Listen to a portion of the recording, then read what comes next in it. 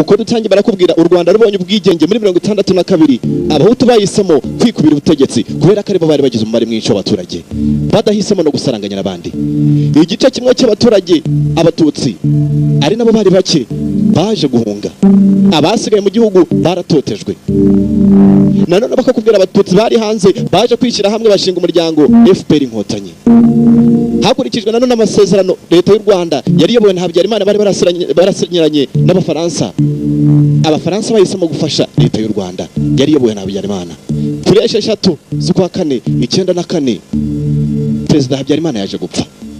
Ibyakurikiye mu Rwanda ubwicanyi bwarabaye. Agafilime tugiye kurora ni Operation Turquoise. Uko dutangiye nuko dutangiye batubwira ibyabereye mu Rwanda mu mwaka w'1994 turatangiye. Uko dutangiye nuko barakwereka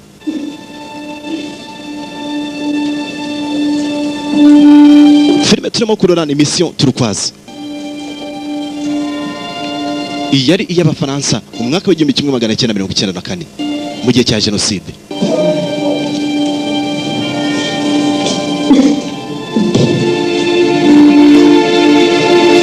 Dutangiye bakwereka hano mu rusengero abaturage benshi bari bahungiye baturutse mu mpande zitandukanye baje gushakisha ubuhungiro muri kiliziya.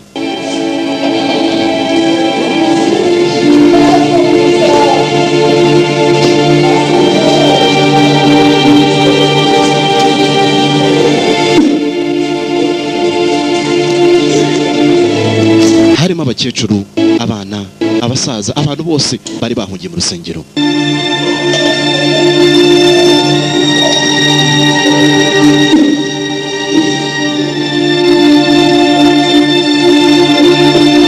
Gusa umupadiri w'umuzungu wakomezaga kubitaho. Ako kanya barakwereka bidatinze intera hamwe zasenye urusengero zitangira kwinjira zica abaturage. Abari bahungiye mu rusengero bose barishwe. Malgré ces quelques soutiens, la France semble tout de même. Gusa amakuru akomeje gutambuka ku mateleviziyo baravuga usibye ko Faransa bushaka gushyigikira u Rwanda n'abatabishaka. Vous devez comprendre. Claude Dusaidi wari uhagarariye ingabo za FPR cyangwa se umuryango wa FPR icyo gihe muri Loni. Une déclaration de guerre. Aravuga kuko byagenda kose abafaransa niba byivangamo bazahangana nabo. Uko byagenda kose. Des ministres. Akosi urakomeje. Kagame leur chef. Wewe ntabwo urareba Kagame noneho. C'est une opération. Nakubwe ibi nibice ku mateleviziyo. Conduite dans un temps. Nicolas Sarkozy wari umuvugizi wa leta y'Ubufaransa icyo gihe we yavuga ko misiyo yari igiye gukorwa mu Rwanda yari misiyo y'ubutabazi. Nta mpamvu zo kurwana ahubwo ari uguhagarika ubwicanyi burimo gukorerwa mu Rwanda ngo niyo misiyo yari ibazanye. Ako kanya hari wahamagaye. En général, et c'est tout à l'honneur de la France d'engager une opération humanitaire. Très bien, mon général. Ndabyumva cyane general. À tout de suite. Nona. Faut que j'aille. Ngomba kugenda. Bisa nkaho nawe yari umusirikare yaramuhamagaye. Hari ibindi nk'ibi dukora gumba kora nk'iki. Sauter sur Kigali. Nko gufata Kigali. On est où cette interview d'Arafat? Buri muntu yari afite imitekerezo cyangwa se uko yumvaga imisiyo. Tugaruka hakuno. Abanyamakuru. Je comprends vous tous les deux, vous allez pouvoir partir. Franchement, je te comprends. C'est pas bientôt que je te répète qu'on doit y aller. Ibi mbikubwira kanga ko tugomba kugenda. Dès le début du génocide, on était dans ton bureau. Kuva jenoside yatangira twari turi mu biro tumaze hano tugiye tukubwira tugende ariko baratwangiye. Tout le monde nous plaît parce que des centaines de milliers. Uyu ari umuyobozi w'ikinyamakuru kimwe mu Bufaransa. Abanyamakuru baramusaba ko bagomba kujya mu Rwanda. Tu vas pas changer la vie. Attends, tombe pas, vous bougez. Umva yaza kuba ari kubera ko abirabura niyo mpamvu udashaka tujyayo. Hervé, attends. Hervé, buretse gato. Moi, c'est maintenant qu'il faut y aller. Tugomba kugenda nona. Si les avions français débarquent à Kigali, indege z'Abafaransa nizigera i Kigali. Le climat. N'ushinzwe kuyobora ingabo za Loni i Kigali hari igihe bahangana. Ibaze nawe iyo nkuru. Iyo nkuru ibaze. Ok, c'est bon, calme-toi. Ok, none utuze. Uwari umunyamakuru arashaka inkuru zishyushye. Usibye kuyobora ukuriye ikinyamakuru adashaka kubagenda. Bidatinze barakwereka. Ku itariki 21 z'ukwa gatandatu 94 muri Zaire. Bidatinze ingabo z'Abafaransa zari zahasesekaye. Zijya kwinjira mu Rwanda zahereye muri Zaire. Icyahoze cyitwa Zaire. Comme marine.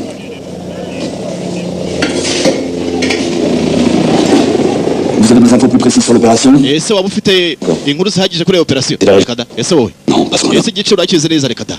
Et vous? Wowe. J'étais au Rwanda en 93. Jewe muri 1993 nari mu Rwanda. Ndahazi. Abasirikare bakomeje kuhagera b'Abafaransa. Je me renseigne, mon colonel. Il n'est pas le seul, mon vieux. Il me manque la moitié de mes véhicules. Va falloir se démerder avec les moyens du bord. Mais ça commence bien.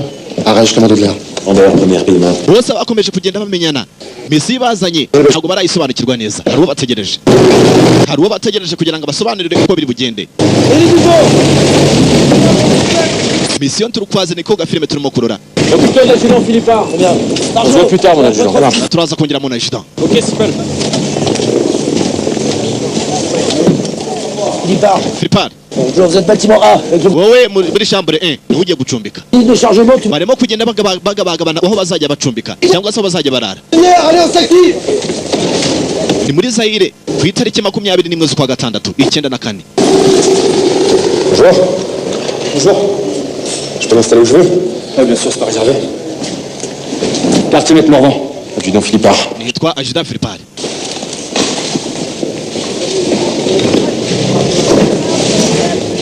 Vous posez une question, mon adjudant? ese nakubaza ikibazo Ouais. eh Qu'est-ce que j'en amène faire ici? Un collet de PV, qu'est-ce que tu crois? Non, mais sérieusement, qu'est-ce que vous faites là? ako se n'icyo ukora n'ubu eh bose nakubwiye ntabwo baramenya icyabazanye bazi ko ari misi idasanzwe Vous avez pris le doudou de mon fric? À 2000 mètres d'altitude, les nuits sont fraîches. yarabagize muri ibi bintu byo muri Afrika bizi neza bisa nkaho yari ahazi ntabwo ari inshuro ya mbere C'est quoi ton nom déjà? harya ngo witwa nde eh Cedric niyo mazina ye Ouais, pourquoi? Quel genre de type? yarabagize se C'est droit. koloneli cyangwa se ubutoberi bisobukwe yarabwa ati yego yaramuzi arakomeza acuranga Tu peux éviter de faire du bruit, s'il te plaît? ushatse waceceka C'est dormir maintenant? ese ugiye kuryama C'est ta première intervention? ese ni ku nshuro ya mbere uje mu bintu bikorwa nk'ibi Dors quand tu peux. mu gihe ushoboye kuryama uraryama kubera ko igihe utabishoboye nturyama no guprofita niko yamusubije iyo ubonye akanya ko kuryama uriryamira icyabazanye ntabwo baragisobanukirwa neza ugomba kubasobanurira nawe yari ari mu nzira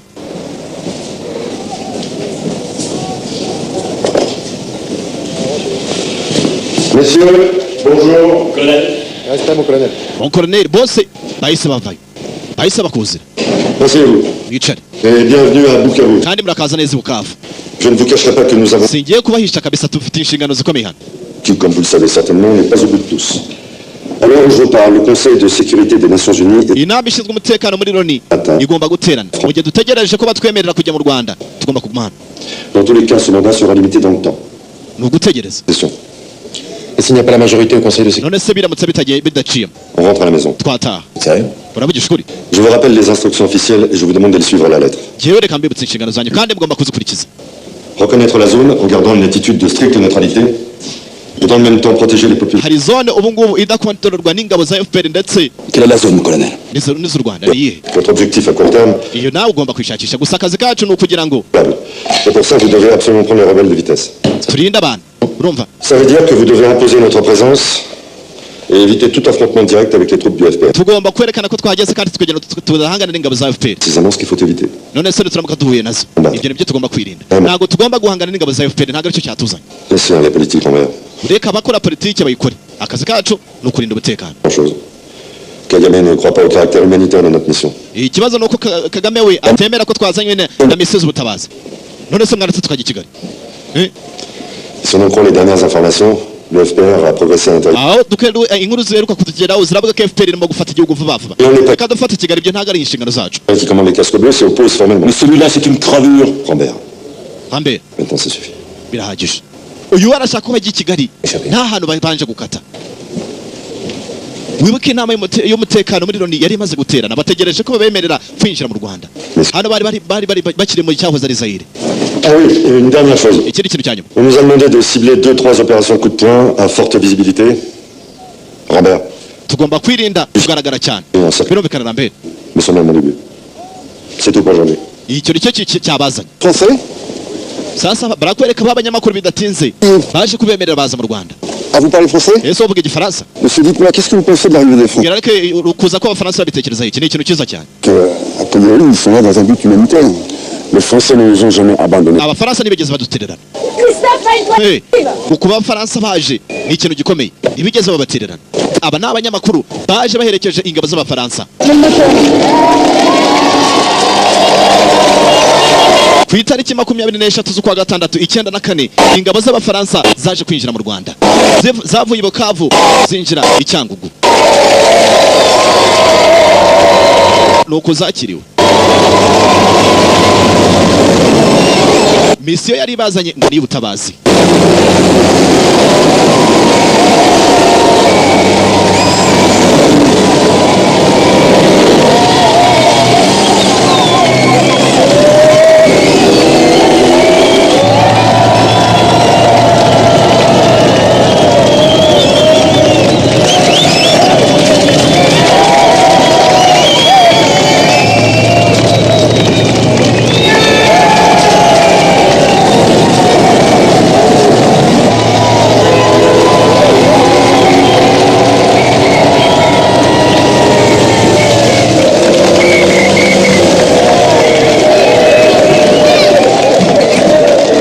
Gusa kugera zarahagaze bigenza gute konvoyi yarahagaze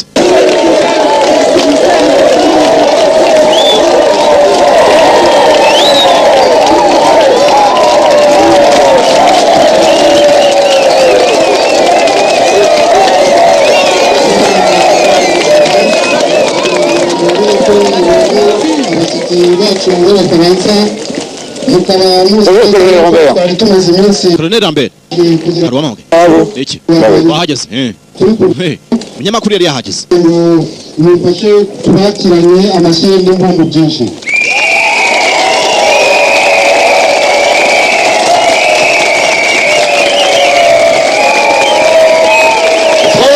Ubufaransa bwaje mu Rwanda C'est une opération humanitaire. twazanye na misiyo y'ubutabazi Tous ces sourires.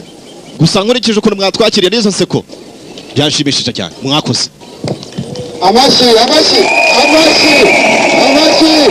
Comment il vaudrait mieux éviter tugomba kubyinira bike ce genre d'exhibition. ibi bintu byo gukomeza kwigaragaza urabona abantu turimo hano Vous ne parlez pas comme ça, Rambert. wivuga gutyo Lambert wivuga gutyo Lambert waramuvuze ibintu byo gukomeza kwigaragaza Juste une question.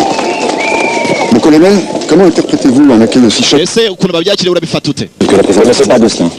wikumva ibyo avuga Vous voulez en venir avec vos questions tournées. Quelle question? cyose nshaka ibibazo byawe by'umwanda ni iki Non.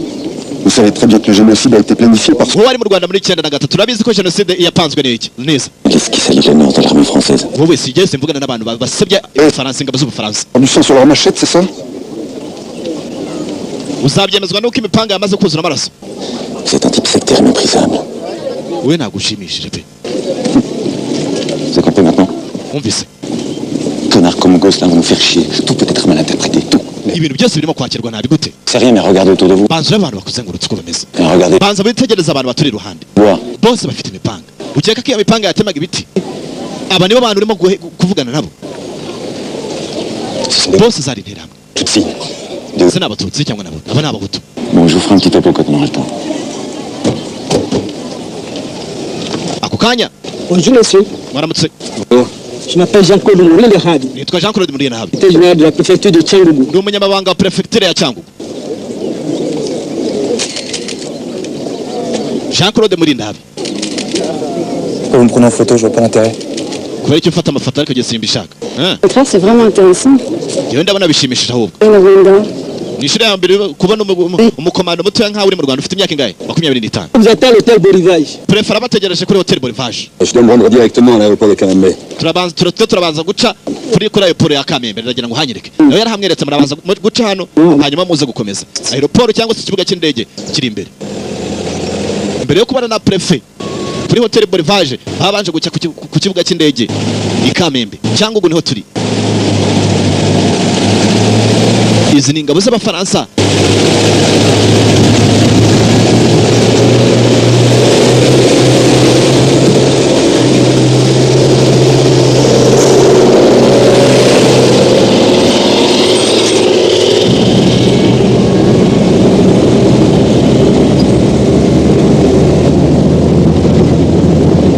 barakwereka ku kibuga cy'indege i Kamembe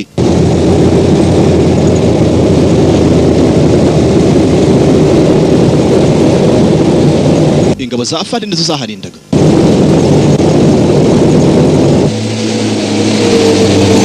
Arrêtez-vous là. uhagarara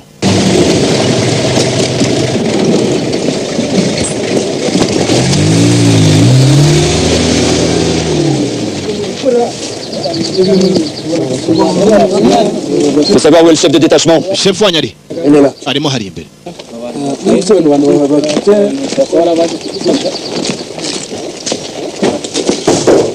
Ah, la France. Abafaransa Ah, elle est très emmerdée, la France, hein. Et votre président, là, ça va? perezida wanyu ari aho aho mperukira bavuga ko arembye Qui vous êtes? namenye uwo uriwe.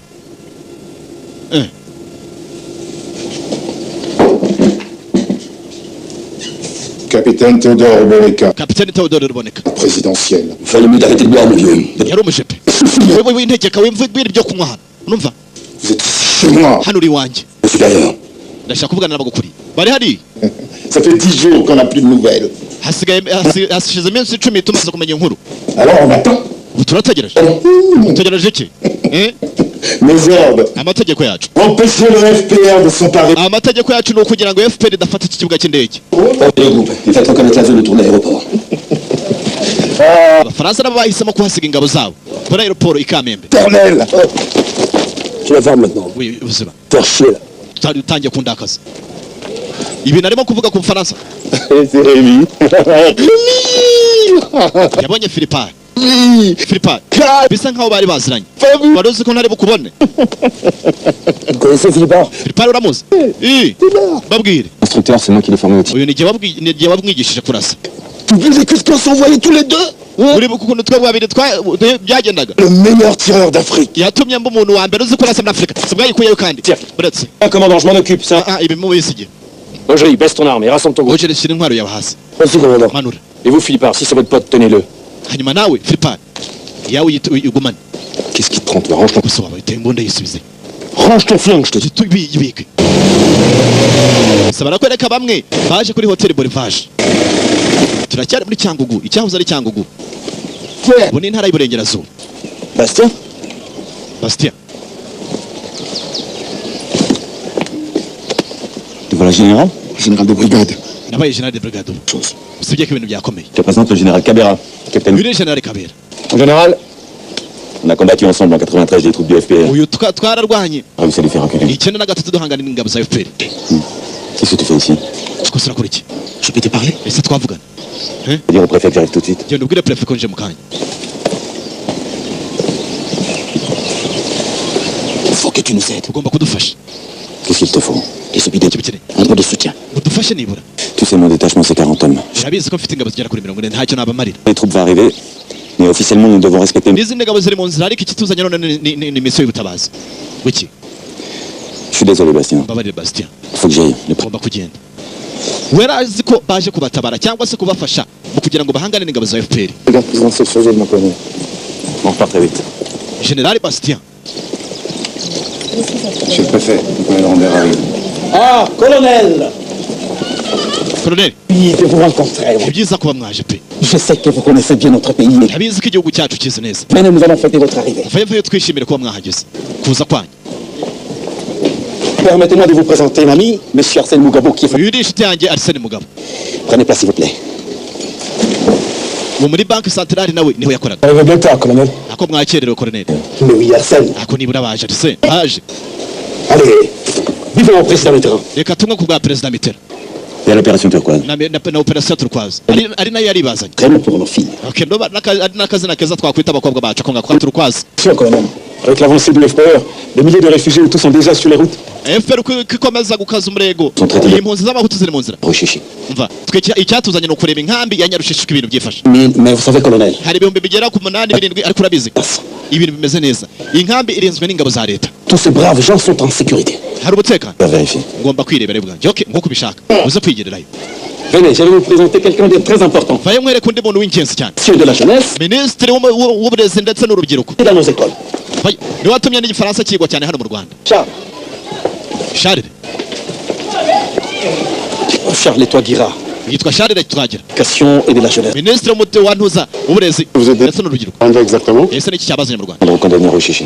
twaje kwitegereza inkambi ya Nyarushishi ko byifashe ibyo byaramurakaje Charles, Charles avec nous, Charles. Charles wese ntabwo tugira dusangira Et vous, hanyuma mwebwe de boire du champagne et de vous occuper de Tutsi, Vous ferez bien d'anéantir le truc de Kagame. Et vous en avez les moyens. urumva wo kuzanga kunga ngo champagne no gufatisha impunzi z'abatutsi aricyo cyabazanye Foutre, écoutez-moi. gende wiyangiza Non. umva La France est ici dans un but strictement humanitaire. ubufaransa bwazanywe hano n'intego imwe kugira ngo dufashe abantu ntabwo twaje kurwana tugaruka hakuno ku kibuga cy'indege i Kamembe hariya twari kuri hoteli Bolivar Tu crois pas que t'as assez bu, hein?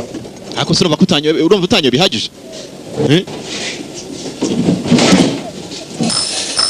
uyu ni kapitene Theodore Ruboneka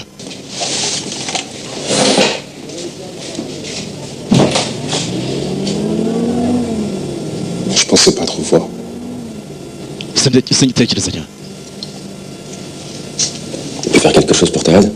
ese nta gakuru ka Tereza Je t'ai posé une question, Théodore. ndakubaje Theodore nta gakuru ka Tereza Elle est en occupée. Tu te souviens, c'était le 13 avril. nakubwiye ko umwitaho ntako ntagize ntacyo nashoboye gukora ushatse kuvuga iki C'était mis d'accord, non? Ben, j'étais caserné. On devait s'occuper de la sécurité du gouvernement intérimaire. twebwe iki inshingano zacu zari ukurinda umutekano wa leta yari iriho Au centre culturel, voir ce qui se passait. none se byabereye kuri centre culturel nta byamenye aramubaza amakuru ya Tereza ariko uyu nguyu ngo ntayazi Thérèse a jamais réussi à le joindre. Tereza nta muntu wigeze amufasha oya André non plus. na Anderese Non plus. nawe nuko nta muntu wigeze abafasha T'étais leur seul espoir, Théodore. niwe mizero bari bafite wenyine Theodore T'étais pas sur place, mais wowe ntiwari uhari ntushobora kubyumva en quelques jours, mu minsi mike il y a eu des dizaines et des dizaines de milliers de cadavres. imirambo yari yuzuye À Kigali. muri Kigali mu minsi mike cyane L'horreur. ibintu byari biteye ubwoba Je n'ai- ibintu ntashoboraga gutekereza C'est pour ça que je picole. niyo mpamvu ngo gutya Pour pas devenir fou. kugira ngo ntabe ikigoryi ariko Mais ça change rien. ahubwo ntacyo bihinduraho uko nywa kwibagirwa byaranze Tu vas dormir. sinjye ushobora kuryama 15 minutes. iminota 15 gusa Réveil. mba nabyutse Mais toi, qu'est-ce que t'es venu foutre ici? hanyuma wowe niki cyakuzanye Pourquoi t'es revenu? kubera iki wagarutse sase tubaye kimubaza ibibazo barakwereka hakuno bariyeri zari zuzuye mu mihanda yose intera hamwe zari zuzuye impande zose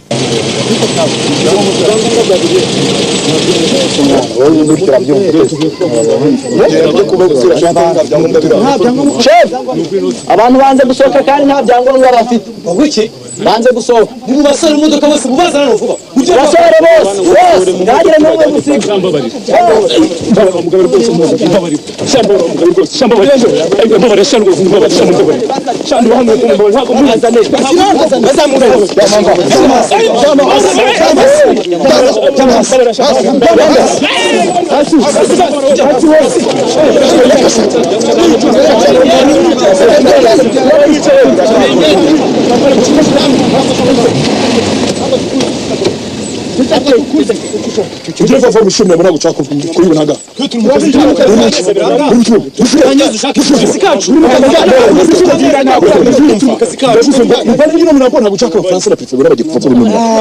radiyo none yaratubeshye abafaransa ntabwo baje kudufasha gutsinda inyeri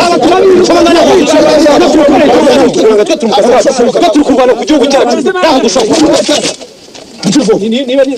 niba ari byo noneho umfasha muvure iyi bariyeri muvaneho mujye vuba mwereke bagenesha namwe muze mukoreye imirambo vuba mukure vuba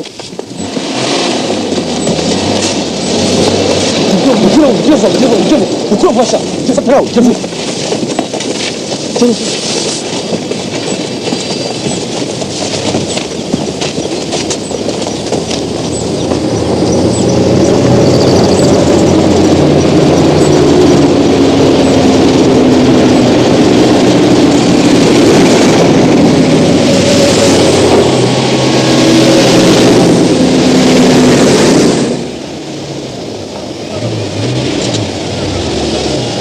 bidatinze barakwereka abafaransa bageze mu nkambi ya Nyarushishi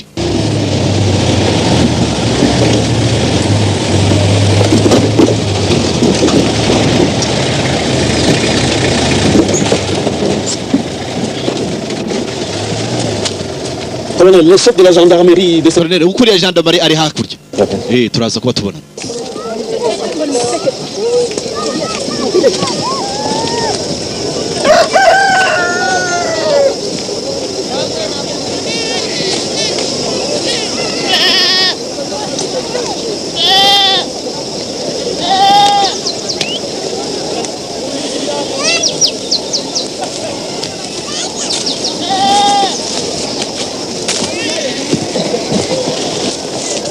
Bonjour.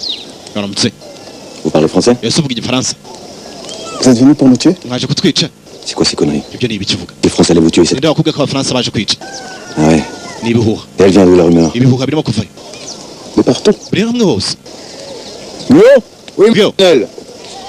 Ils sont où les journaleux? Là, Abanyamakuru bari. Ngabari. Très bien, mon colonel. Alain! Alain, nawe vayo. Ibihuha byari mu nkambi. Biravuga ko abafaransa baje kwica impunzi zarimo hano z'abatutsi.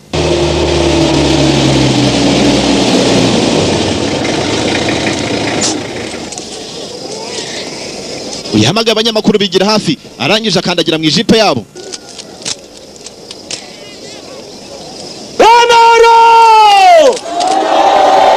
Aravuga ati amahoro. Nabo bamusubiramo kugira ngo abereke ko ikibazanye atari intambara.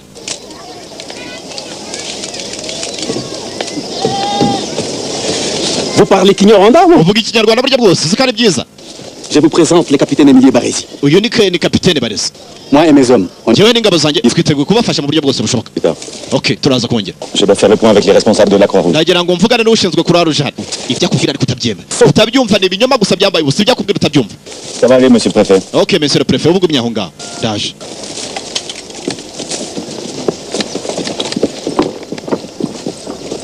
Bonjour.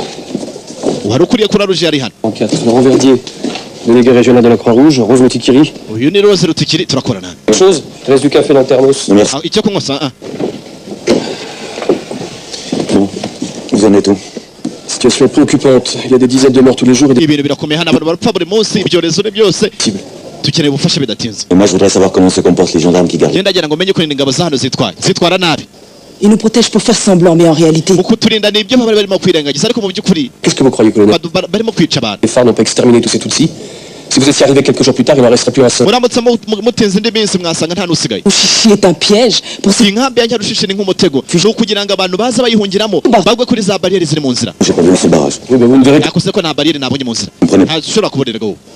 Concrètement, qu'est-ce qu'on peut faire pour vous? Yakose muri iki twamareho. C'est pendant le génocide qu'il fallait intervenir. Mais les soldats des... Jenoside abantu barimo gupfa nibwo mwibwe. La puissance. Oui, la faute à qui? Amakosa na yana. Général canadien. Avec des coups... Uriya mujenerali w'umunyakanada wasamaze iki? Hein, il a passé sa vie au téléphone à quémander la... Ubuzima bw'ubwo abari kuri telefone ahamagara. Yewe ndi nkawe kubivuga we biroroshye. Moi, pendant ce même mois d'avril à Kigali, j'ai vu Kouchner désespéré, téléphoner à tout le monde. Yewe nabonye Kouchner na byamushobeye. Paris? I Kigali nani ndiyo. Iki mwabamari? Un ministre du gouvernement génocidaire. Et Jean-Bosco Barriaguiza, un des fondateurs de la RTLM. Jean Bosco barayigura abashinze telenuza. Tuer la mort. Radio RTLM ndetse. Ariko se. Très simple. Abo bose murabafasha. Ndabesha. Si tout Abafaransa murabafasha. France qui était informée depuis longtemps. Ibi mwari mubizi ko abantu barimo kwicwa ariko nta kintu mwashoboye kubamarira. On a une mission humanitaire et nous l'accomplirons. Twebwe cyatuzanye n'imisiyo y'ubutabazi ntabwo twaje kurwana hano. Ne ressusciteront pas les centaines de milliers de morts dont vous êtes en partie responsable. Abantu nibakomeza gupfa ibyo ndi akazi kanyu. Tu sais ça? Urabizi we. Udakomeza kumena umutwe. On y va. Tugende.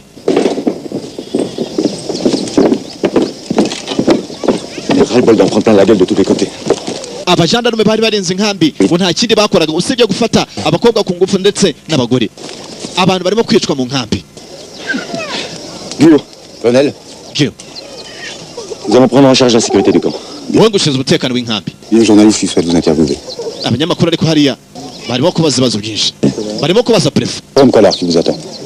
Hari n'undi gutegereje hariya. Un Gosselin pendant l'interview. Hanyuma suriya umwihoreye. C'est qui la fille là-bas? Uriya munyamakuru kazi ni ninde? Laure Nadal. Yitwa Laure Nadal. Avec Gosselin, je crois. Barakorana Couche ensemble. rwose. Franchement, Bararyamana ibyo simbizi. je me renseigne. On verra plus tard. Urashaka ko mbikurikirana buretse gato. On va former 2 groupes pour sécuriser la zone autour de l'aéroport Tugiye gukora groupe ebyiri kugira ngo turinde umutekano ku kibuga cy'indege. et tenter de localiser les forces en présence. Kugira ngo turebe n'ingabo zishobora kwegera. Rogerie, tu pars vers le nord. Ojiri uraza kuza kuva mu majyaruguru usa n'umanuka undi nawe aciye hakurya. Ingabo z'abafaransa zirimo kugabana ibirindiro.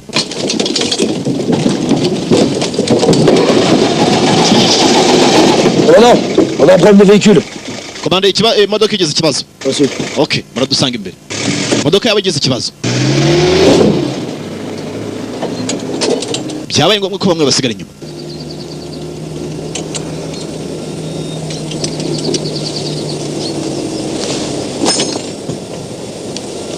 Philippin, Philippin, il y a un truc que je comprends pas. hari ikintu numva. iki C'est qui l'ennemi? umwanzi ninde FPR se Tu te prends trop la tête, toi. wowe kora ibikureba Non, t'obéis. urumva ibyo bakubwira ubyumva C'est pas compliqué. ntabwo biri bikomeye C'est pas possible. ntibishoboka On est venu pour soutenir ces épaves, hein? twaje gufasha bariya bicanyi wowe ntabyumva C'est vraiment votre pote, leur capitaine? nibyo uriya mukapitene kabisa urabona atari umwicanyi we T'as aucune idée de ce qu'il a vécu, toi, alors tu la fermes. wowe ufunga umunwa uriya mugabo ntabwo umuzi Théodore Théodore ndamuzi yewe Ah bon? Alors expliquez-moi là. sobanurira none Parce que moi je vois qu'un mec bourré sur le terrain là. ngiye byanshoye Lâchez maintenant, ouais. ariko se wamvuyeho mvaho On a expliqué un petit merde comme toi. njyewe nta n'icyo ngomba gusobanurira umutsiko nkawe wibuke Philippe ari we mu Rwanda yari ahari 93 batoza ingabo za X-File nibwo yaje no guhura na Théodore ruboneka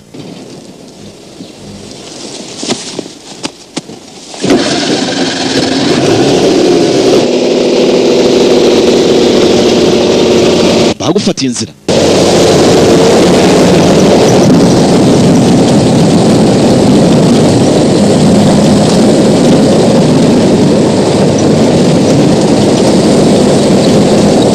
gusa uko bagenda barakwereka hakurya mu biti hari umuntu birukankanaga hari umudamu birukankanaga kandi urimo kumwirukankana afite umupanga murabizi muhagarare ariko so wabaye ute yayivuyemo Cedric yayivuyemo nibura yagiye gutabara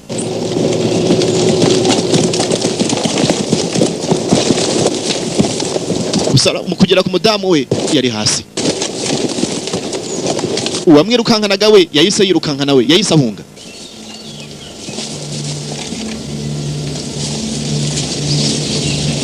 Cedric na mugenzi we barakurikiye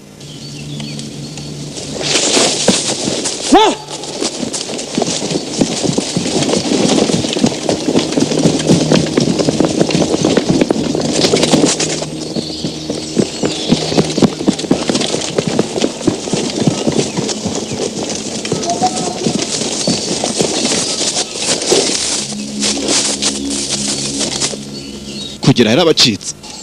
Qu'est-ce que tu fous là? Tu les vois? Uramubona? On retourne au camion. Dusubira mu ikamyo. Dépêche-toi. Gira vuba. Allez! Vayos. Bahisemo gusubira ku ikamyo basanga abandi. Quelle merde! Intera hamwe yarabacitse. Il est où Morvan? Il arrive.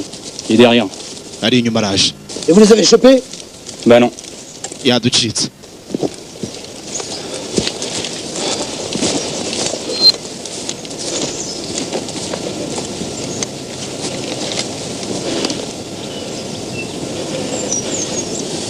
C'est fini. Byarangiye. T'es sûr? Uravugisha ukuri? Ouais. Yapfuye. Elle était quoi? Yari umuki muhutu mututsi. Regarde sur sa carte d'identité. Reba indangamuntu ye. Pourquoi c'est marqué dessus?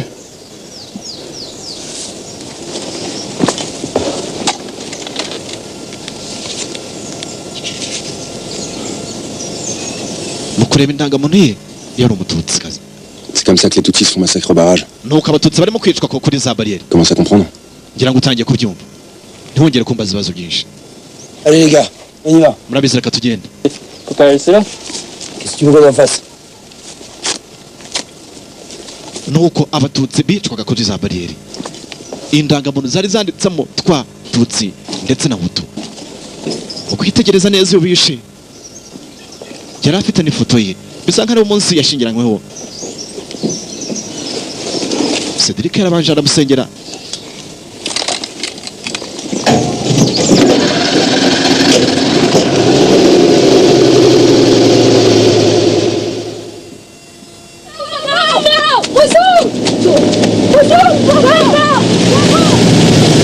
Barakwerekana none ku itariki 24 z'ukwa gatandatu 1994 turacyari mu Rwanda. Ingabo z'Abafaransa zo zakomezaga kwigira imbere.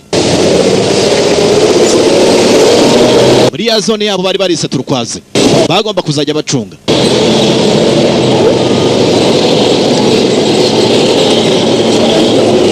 Ils sont quoi ceux-là? Hutu? Tutsi? Aba ni Abahutu n'Abatutsi. Ni bande? Vous en pensez? Urabitekereza iki? Bah moi je pense qu'ils sont Hutu. Genda ubara Abahutu ariko. Reka turebe. Tujye imbere. Bonjour. Vous parlez français? murabo nawe uvuga igifaransa hano Vous comprenez? murumva ibyo avugana Ça va? Oui, oui, merci, ça va. Bonjour. Il y a quelqu'un qui parle français? ariko se nta muntu uvuga igifaransa hano Moi, chef, jewe chef je suis le responsable du ni responsable w'aha ngaha Vous appelez comment? witwa nde Je m'appelle Boniface Djuma. nitwa Boniface Juma Vous êtes Hutu? uri umuhutu yego rwose Vous voyez, je progresse. birasa nkaho turimo kwegera imbere none Quelqu'un nous a dit qu'il y avait des cadavres ici. hari umuntu watubwiye ngo hari imirambo hano hafi y'ikiraro Vous les avez vus? hariyo mwabonye iyo twayibonye Nous, on a cherché, on a... turimo kuyishaka iri Non, chef, mais c'est vrai. ntayo twabonye ariko nanone kandi ibyo bavuga ni ukuri gake Ils sont pas partis tout seuls. Hein. ntibisa abantu bapfuye kubura gutyo gusa imirambo iri On est là s'ils ont trouvé des cadavres. babaza niba hari imirambo babonye Chef arimo arababaza ngo ese ngo mwaba mwabonye izo ntumbi eshatu ngo ku mugezi aho yara Qu'est-ce qu'il raconte? bavuze ngo iki Donc, il s'appelle Isidore Makemi, il dit que c'était des infiltrés. uriya yitwa Isidore Makemi yavuze ngo barabacengeza ubucengezi FPR, ba FPR se ils étaient en uniforme? bari bambaye imyenda ya gisirikare se Dans un véhicule uniforme. bari bambaye imyenda ya gisirikare nta mbunda se bari bafite Les armes, non? imbunda ziri Elles sont où? zirahagane C'était quoi? niba mwabishe imbunda zabo ziri Demandez-leur s'ils ont pas vu des armes. babaza niba hari intwaro babonye Chef yongeye kubaza ngo ese ngo hari ubwo mwaramuze Karachimikovu cyangwa ngo hari aho mwazibonye. Size bari abacengezi bakoresha.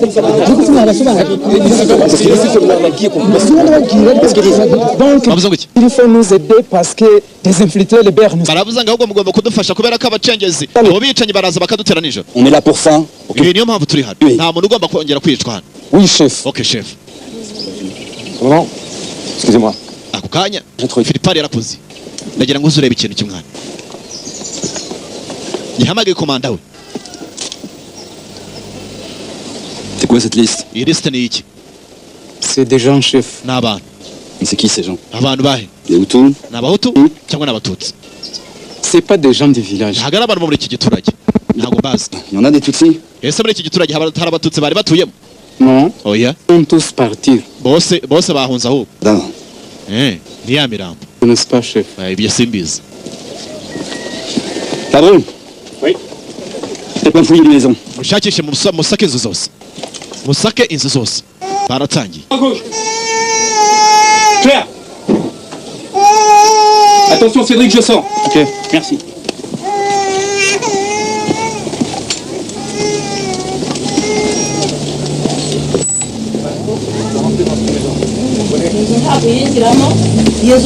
Stéphane.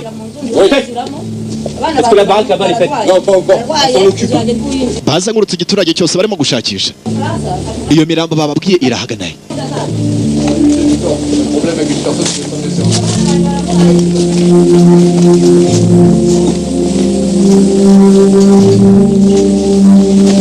On continue.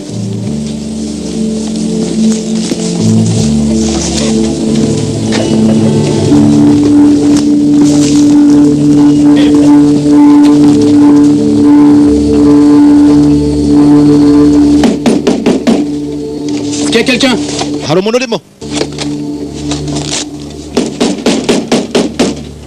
Est-ce qu'il y a quelqu'un? hari urimo Tu vas.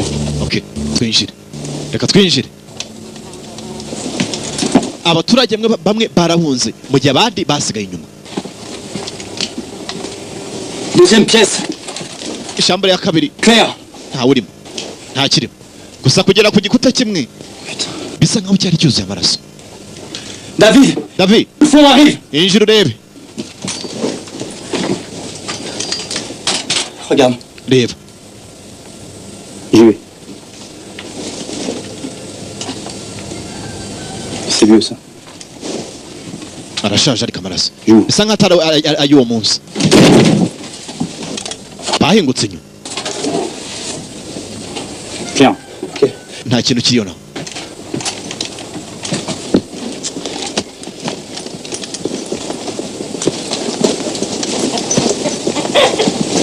Je bascule. Est-ce que vous parlez français? ese uvuga igifaransa bw'iki Pour rentrer chez vous? twakwinjira mushaka mwinjira À droite, une pièce. Claire.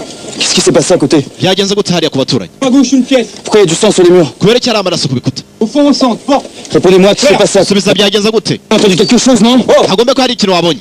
reste tranquille. Oui, tuza Tranquille, calme. tuza Suis-moi. nkurikira ahubwo. Suis-moi. yarabaciriye baramubaza uko byagendekeye abaturanyi ntacyo yababwiye, gusa uko bakomeje gusaka baje kugwa ku mwobo umwe warimo imbunda,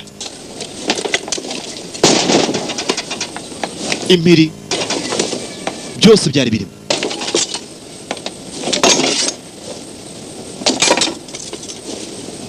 Imipanga, ibikoresho by'ubwicanyi byose.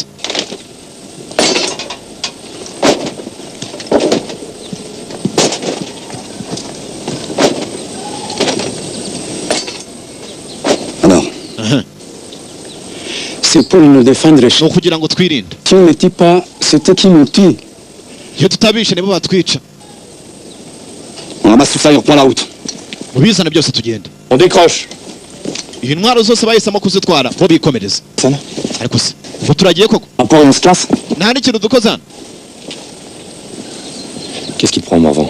ariko se urumva twakora iki? On n'est pas là pour faire des opérations de police. twebwe ntabwo twaje nk'abapolisi hano, C'est clair? birumvikana ntabwo aribyo dushinzwe.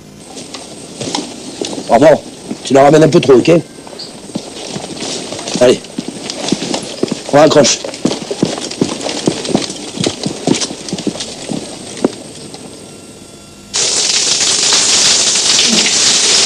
barakwereka iyo bavuyeyo hari aho bagomba kuruhukira.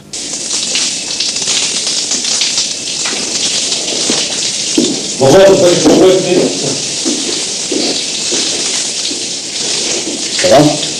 biragenda? Ouais, ça va. biragenda. T'es sûr? uravugisha ukuri? biragenda. gusa mu kugera imbere kandi yaragarutse. Commandant, komanda, pourquoi est-ce qu'on nous tous les ailleurs? On nous dénoncer. Je croyais qu'on était là pour arrêter le massacre. ndumva ko dukomeje twahagarika ubwicanyi. Mais d'occupation. twebwe ntabwo twaje gufata igihugu, urumva? Les fous à Paris, ils sont au courant de ce qui se passe. ko se birimo kuba ntubizi ntubibona? T'es sûr de comprendre ce que tu vois? ese ibyo urimo kubona urabyumva wowe? Civils qui se font massacrer. icyo mbona ni uko abasivili barimo kwicwa. C'est ça. birarenze ahubwo ibintu birimo urujijo. niko yamusubije komanda we, wowe genda uruhuke. byarabaye twereke tudakomeza tukajya guhagarika ubwicanyi burimo kubera imbere. bukeye barakwereka Skitarama Boutaré. On a même essuyé quelques tirs sporadiques, mais ça ressemblait plus à des tirs d'intimidation. Très bien. C'est la zone sud qu'il va falloir sécuriser. iki ni igice cy'amajyepfo. L'aéroport de Kamembe praticable? ese ikibuga cy'inkamembe kirakora neza? Tom, on posera l'avion n'importe où. kirakora. indege zahagera.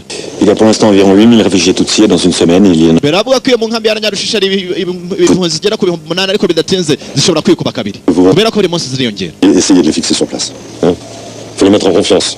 mwebwe icyo mugomba gukora ni uguhumuriza bariya baturage ukabereka ko tuhari Tirs protégés. Par les tukabarinda. Lucas, faut pas les prendre pour des abrutis. Il y a 2500 soldats français qui suivent. ako surumva ingabo dufite zihagije. yarabwira ati ingabo zindi ziri mu nzira. On commence à trouver tout, des civils, des déserteurs, des fonctionnaires, il y a même des ministres. abantu bose barimo guhungara mu nzira, abaminisitiri, abasivili bose. Mais je le connais bien.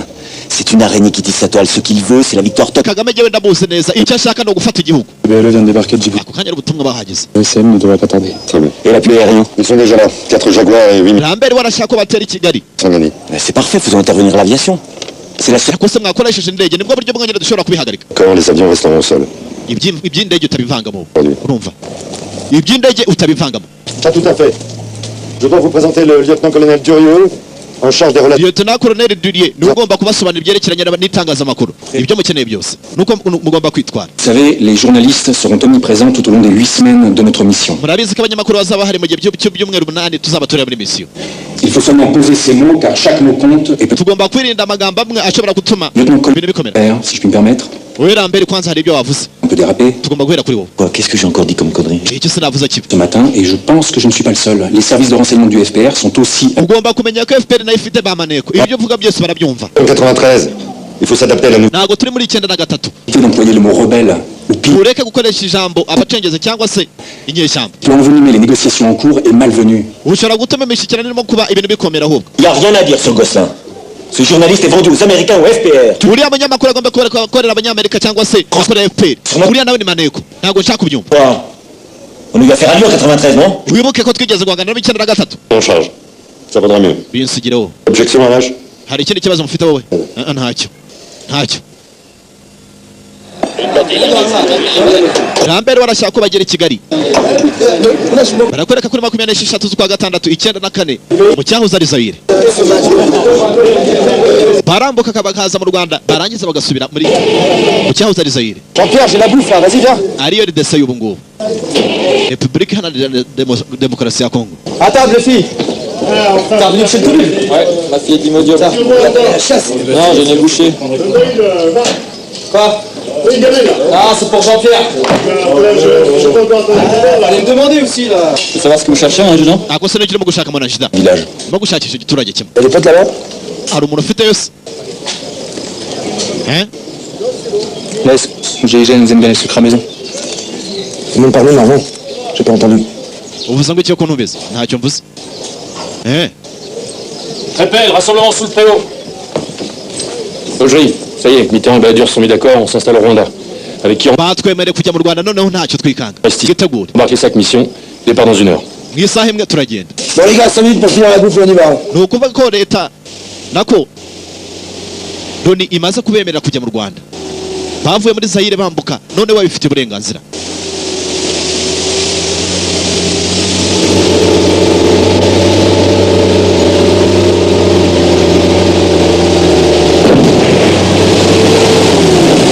Uko bagenda urusaku rw'amasasu rwatangiye kumvikana mu misozi hejuru. D'abord? Oui. On y va à pied. Reçu. Nukuzamuka n'amaguru. Notre mission est de renseigner sur la zone des combats qui se trouve derrière cette colline. Mission yacu nubu nukureba abari inyuma y'iyo misozi tukaraba barimo kurasa. Observation. Mission yacu nukureba gusa. Nta kwivanga mu ntambara. Sur zone. Audrey, dès que prêt en avant. Audrey, uri imbere. Avant, en bidon de... Nawe yatangiye gukomanda bagomba kumukurikira cyangwa se abagomba kumujya imbere. La route. Reçu. Philippe ari wowe urajya mu nzira urakontorera mu nzira. Nawe yarakomeje. Hari urusaku rw'amasasu bumvise ruri hejuru mu misozi bahisemo kujya kureba.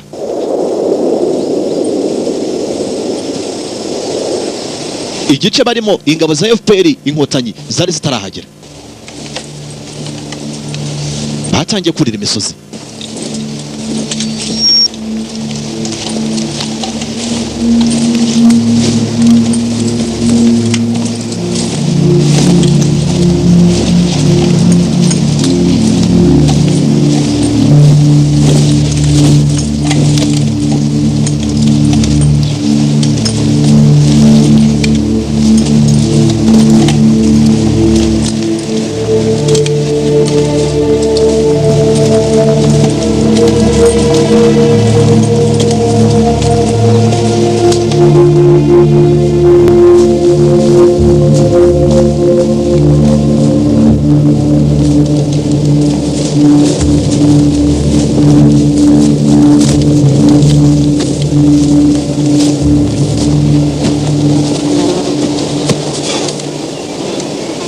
Commandant. Commandant. Là dans la cour. Hari imirambo hano.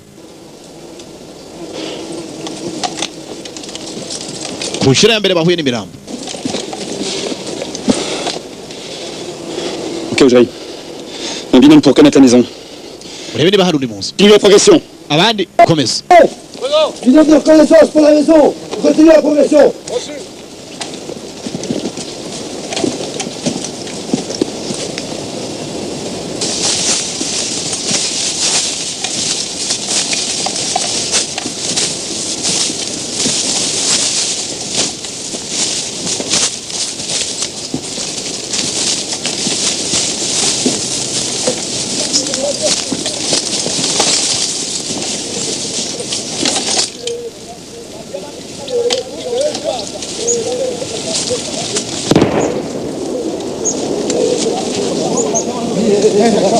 Il ne doit pas se retrouver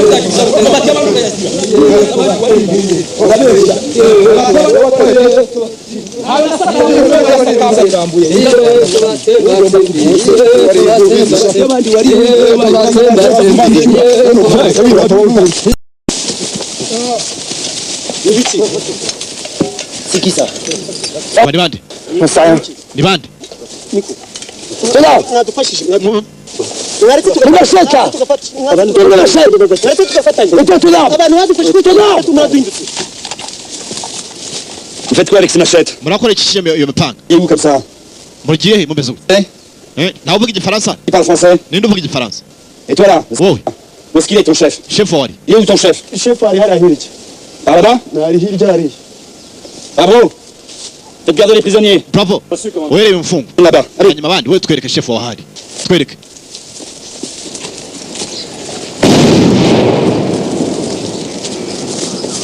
Ibisasu byo bikomeje guturika.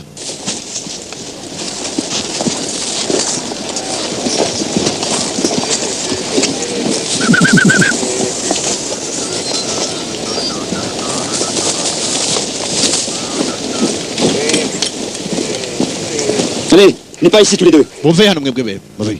Muve. Qu'est-ce que vous faites ici? Murakora cyane. On essaie de déloger des rebelles qui se trouvent. Turimo guhangana n'abacengezi barimo guturuka hakurya. Des rebelles. B'abatutsi. Abo barimo kurasa ngo bari hakurya. Sasa komanda yarebyeyo. Mu kurebayo ni abasivili. Ni abaturage basanzwe barimo guhunga. Abo nibo barimo kuraswa. Elles ne sont pas des civils. Bariya ntabwo ari abasivili, ziriya ni inyenzi. Allez, dégage! Muve hano. Les Français étaient nos alliés. Ako siko nagize ngo ni abafaransa ni inshuti zacu. Dégage! Va hano.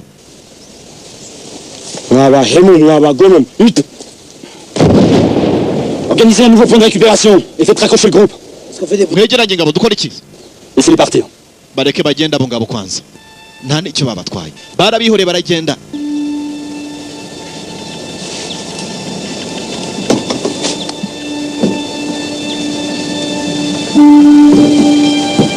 Philippard. Philippard. Cigarette par hasard. Ufite agatabi aho ngaho?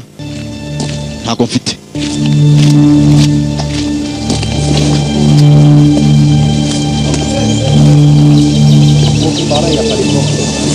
Je peux vous parler, commandant?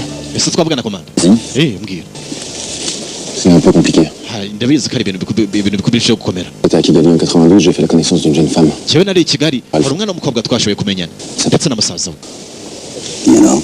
On a une relation. Ne me regardez pas. Non, je sais. Je voudrais savoir ce qu'elle est devenue.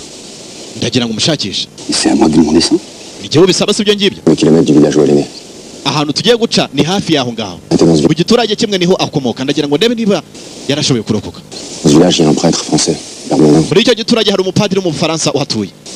Ashobora kudufasha. Et c'est au nom de l'amitié entre le président Mitterrand et notre défunt président. Bidatinze icyo gitera igiturage bakigezemo. Je te donne une demi-heure. Merci comment. Wahaye igice cy'isa. OK. Quelques heures avec nous, je vais organiser un petit spectacle avec les danseurs. Urabizi dushobora kubategurira ibirori muramutse mugumye hano akanya gato. Vous savez, je connais très bien Paris. Urabizi Paris ndahazi cyane. Je pourrais vous parler du musée du Louvre pendant 2 heures. Inzu ndangamuco y'Uruvure. Et vous savez, ici au Rwanda, plus qu'ailleurs, Urabizi hano mu Rwanda abantu benshi babona urusengero nk'ahantu hari ubuhungiro. ils étaient persuadés que les miliciens n'oseraient pas. Bari bazi ko abicanyi interahamwe zitazabasanga mu rusengero. Mais cette fois, ils sont entrés. Gusa kuri inshuro barinjiye. Ces familles ont été massacrées. Abantu bose bari bahungiye mu rusengero barishwe. Son père, sa mère, ses 2 oncles, son frère Antonin qui avait 16 ans, sa sœur Anastasie et Jean-Paul le... Jyamu bari abantu bose bapfiriye muri urwo rusengero. Lui, ils l'ont tiré dehors. Ils lui ont d'abord coupé les pieds. Hari ubajyanye hanze bamuca amaguru. T'as raccourci. Tu ne regarderas plus de haut. Bamuca umutwe kugira ngo atazongera kureba. Thérèse. Hanyuma sinanga kuka Tereza. Aucune. Ntako. Et toi, tu ne sais rien? Hanyuma se ntaga kuru ka Tereza nawe uzi. Reka da. Philippard arimo gushakisha umwana w'umukobwa yamenye aho yahirukiraga i Kigali. Baramenyanye ndetse na musaza we witwaga Andre. Usibye ko hajya hose bamubwira ko ntagakuruke.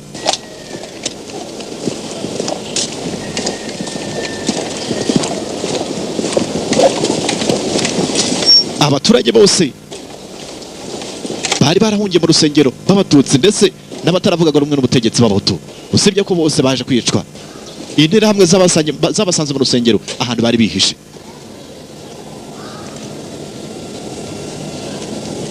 Yaje kwitegereza urwo rusengero abantu bapfiriyemo.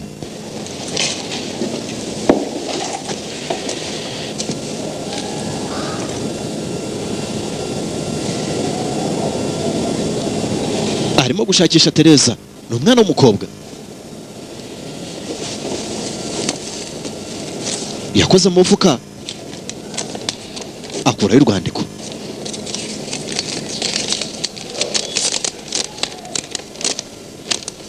Mon cher Rémi, je confie cette lettre au dernier Français qui... Il m'a promis de te la poster quand il a... Les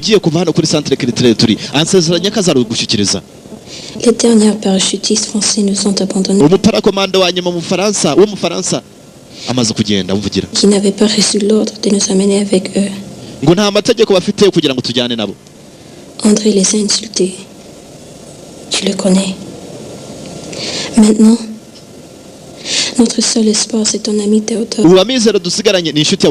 Téléphone. Dès que tu auras reçu ma lettre, et dis-lui qu'on est une vingtaine de réfugiés.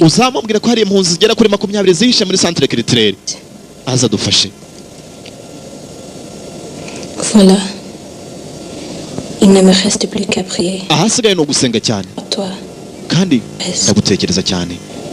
Tereza yandikiye Filipari akiri mu Faransa amubwira ko agomba gutelefona Théodore kugira ngo abafashe. Wibuke Théodore ni wa mukapiteni yasanze ku kibuga cy'indege i Kamembe.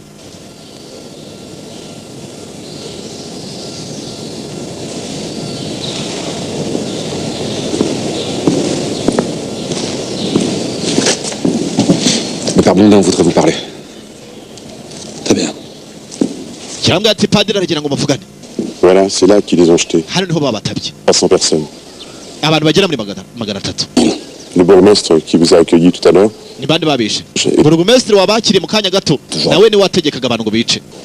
Ils sont partis après le massacre. Là où il y avait la garde présidentielle. Et les autres sont là. Vous voyez celui qui a une petite casquette marron. C'est lui qui a coupé les pieds de Jean-Paul. Il lui a coupé la tête. C'est au chien.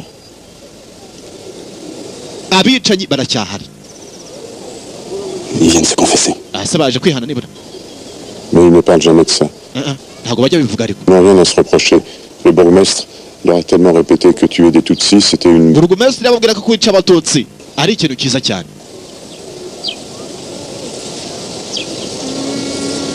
On va vous emmener à Kirambo. Vous y serez en sécurité. Ça fait 32 ans que je vis ici.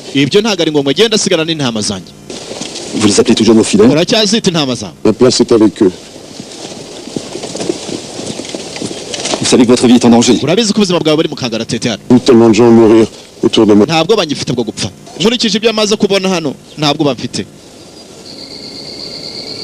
Padiri we yanze kuhava gusaba nakwereka bwaje kwira abanyamakuru b'abafaransa bari bakubereye hano.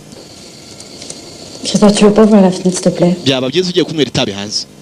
Si je veux, on va se faire bouffer par les moustiques. Uragira ngo njye mibunike. Fumer. Écoute, je sais pas comment tu fais, mais moi j'ai besoin de ça pour... On va senza ukuntu bivuga ngo njye umwanya wo kwandikana. Au journal aussi, j'en ai marre. Trop d'horreur, trop de détails. Ça les emmerde. Ibintu biteye ubwoba pe. Abanyamakuru byabarenze nabo. Tiens, écoute ça. Umva, ibyo ndimo kwandika. J'ai vu des papas qui enseignaient à la... Nabonye abo papa bigishaga abana babo kwica. Ils leur faisaient imiter les gestes de machette. Babigisha uburyo bashobora gukoresha imipanga bica bagenzi babo. Personnes mortes ou sur des personnes vivantes qu'ils avaient capturées dans le jeu. Imwe babikorera ku bantu bapfuye cyangwa se babikorera ku bantu bazima. Les garçons s'asseyaient. Bigisha abana babo. Rapport à leur taille correspondante. Je te lis la suite. Ese ngusomere bikurikira. Urashaka kubyumva? Cyarambwira gatagenda anywera itabi hanze.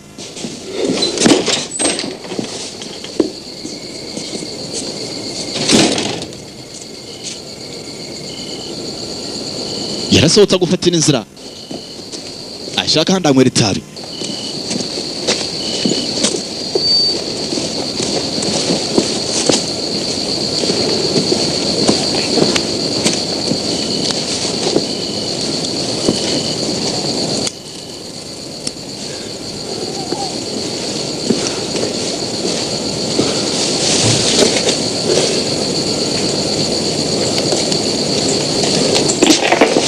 Éteins ta lampe, connard! Éteins ta lampe! Tiens, journaliste! Pas couché, vous? Qui c'est, lui?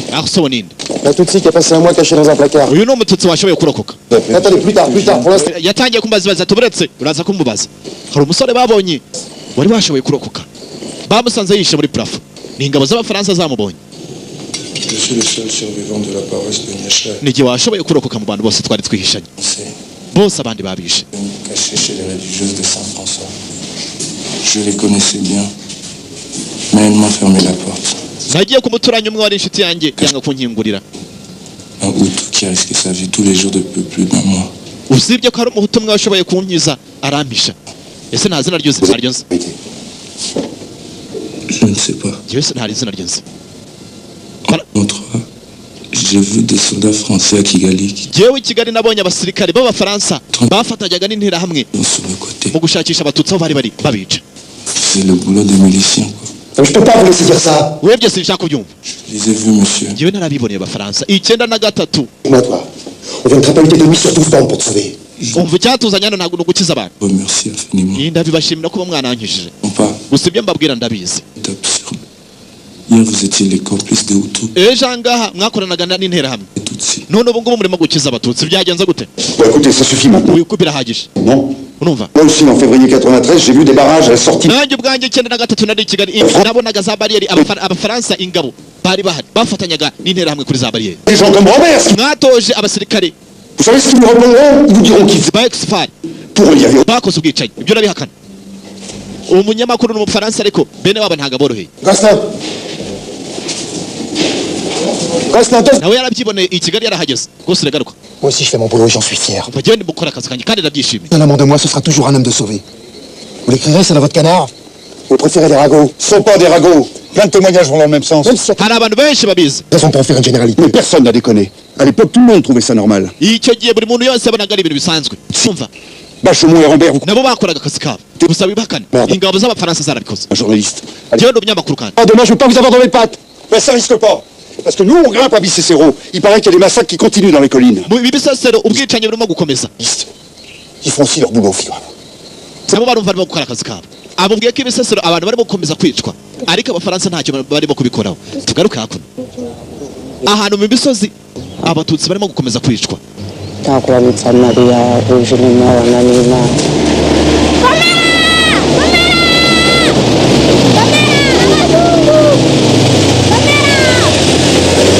Ku itariki 27 ukwa gatandatu 1994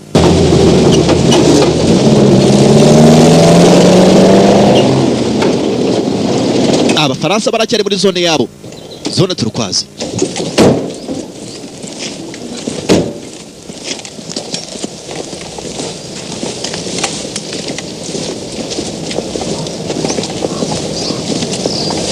Hari igiturage kimwe bagezemo cyangwa se agasantere, hari uwo basanze yasinze.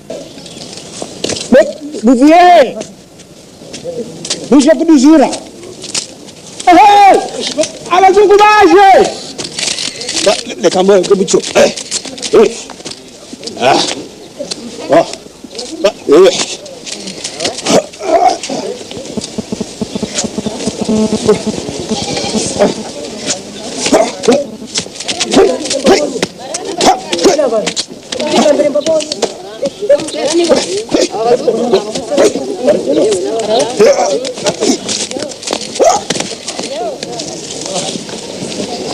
Bonjour mon colonel.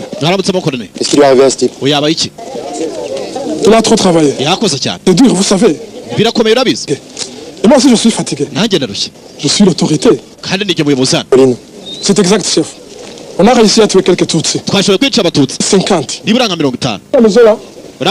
Aussi. Et là, d'autres là derrière. C'était leur maison. Ouais. Et lui, c'est Athanase. L'instituteur du village. C'est un courageux. Bien sûr. Nous on se défend, c'est normal. Tuer tous ces élèves Tutsis. C'est obligé. Plus de quoi? Du complot, madame. C'est pour ça qu'on les extermine. Il n'y a pas d'autre moyen.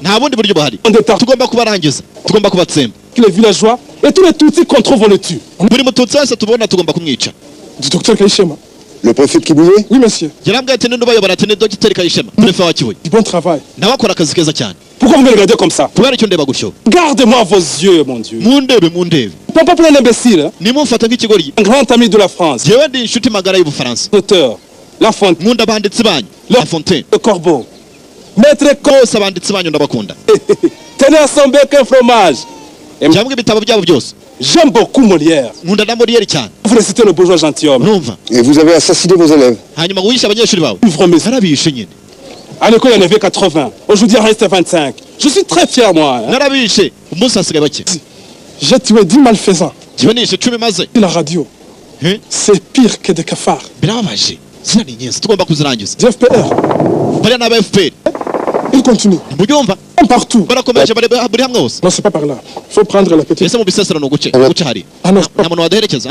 Protéger les gens. Ngiye ngomba kurinda abaturage banje. Non. Hanyuma wowe. Je dois rester ici avec. Nanjye hoya. Ngomba gusigana na famille yanjye. Allez, ça suffit, on décroche. Reka tugende none. Parlement colonel. Barabyigamba ko bamaze kwica abatutsi benshi. C'est policier Jacques. Witwa nde? Nitwa policier Jacques. Uno umupolisi. Yari umupolisi.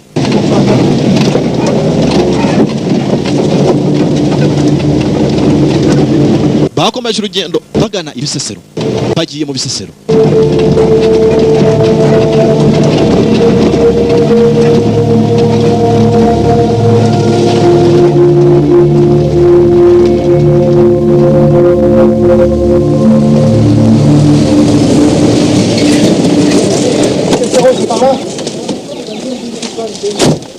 Vous nous laissez 5 minutes, on cherche un guide. Parlez français? La route de Bicécero, c'est par là? Oh, il y a quelqu'un qui parle français. Non, je te prends une bière. Abanyamakuru bagendaga n'ingabo z'abafaransa uzajyaga hose.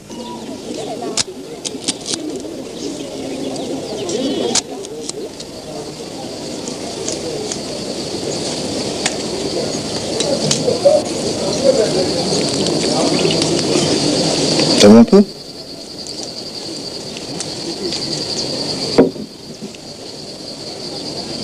Ça va? Oui, ça va. Kirambwatsi biragenda. Biragenda.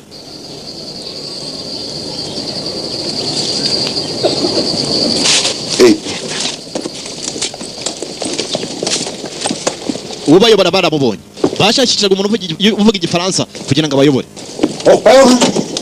Iyi nzira bageze mu bisesero. Ninde? Qui a raison, responsable de la cellule de Moubouga. Ngo ni responsable wa cellule Rubuga. Guide. Lui aussi est très fatigué, mais cette fois je lui laisse pas le choix, il va venir avec nous. Ngo nawe arushye cyane. Pourquoi vous êtes fatigué, monsieur? La peur, monsieur. Ufite ubwoba. Ubwoba nibwo bwatumye ngira ubwo ntuzo umunaniro. Rebelle. Ruguru mu misozi hari abacengezi. Yabicaye. Mwijoro baramanuka bakatwica. Ils sont cachés là-haut. Bihishe ruguru. Bicécero? Mu bisesero. Bicécero. Parti, on y va. Reka tugiye none. Reka tugiye none. De P4. Bahisemo gukomeza inzira.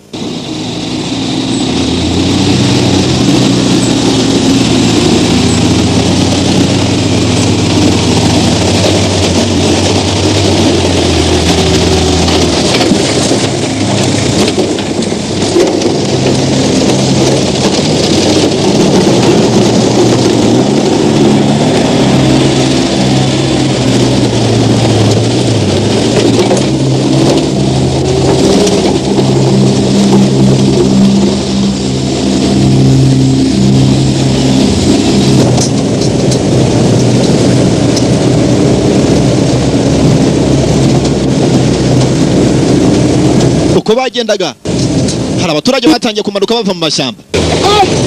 Bava mu mashyamba bamanuka. Ceux-là ngabari barashaka kutwica.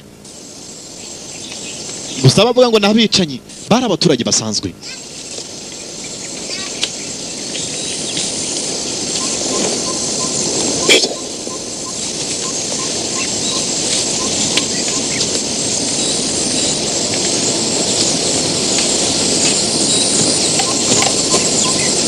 Il faut nous aider. Ugomba kudufasha.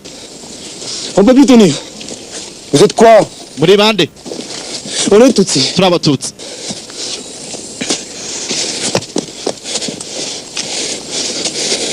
Je m'appelle Antoine Muhire. Nitwa Antoine Muhire. Sasa kibuvuga. Savez qui est cet homme? C'est le chef des miliciens. Uwo ngo muramuzi. Uwo ni umukuru w'intera hamwe. Yatumariye bene wacu. Nimureke tumwice. Faut ne l'écoute pas. C'est un nemo byumve. Touché par qui? Par vous les Français qui le protégez? Je vous dis que cet homme sera juste. Azacirwa urubanza rucirwa n'abandi. Namwe abafaransa murimo kumurinda. Vayo nkwereke. Vayo nkwereke ibyo badukoreye. Vayo. Yaramujyanye. Regardez vous-même. Des charniers comme cela. Nimwirebere namwe. Il y en a partout. Imirambo nk'iyi iburi hamwe hose. Tiens. Voyez vous-même, que des cadavres. Nimwirebere iyo mirambo namwe. Aba bose ni inzirakarengane. Barazira uko baremwe. Uje abayoboye yari intera hamwe.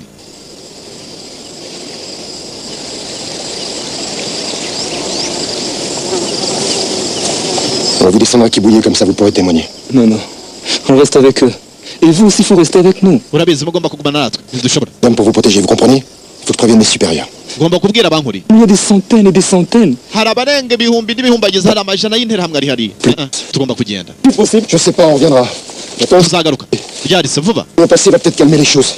Quand vous reviendrez, vous ne trouverez que des cadavres. Nimugaruka bazasanga imirambo gusa. Vous plaît, messieurs. Ne partez pas. Mwidutererana. Si vous restez avec nous, ils ne... Nimugumana natwe hano ntabwo bari butwice. Ntabwo dushobora kuguma hano. Regarde, ils savent que vous êtes... Ubu barimo kutureba barabizi ko mwahageze. Cachez-vous, vous pouvez vous... Nimwihishe. Urumva? Rien faire. Ntacyo twabamarira. Je dois prévenir mes supérieurs. Ngiye kubwira abankuri.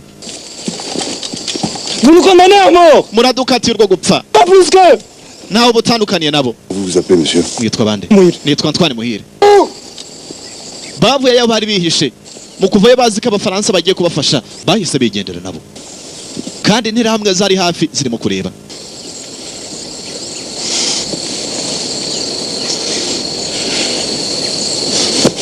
Barabatereranye.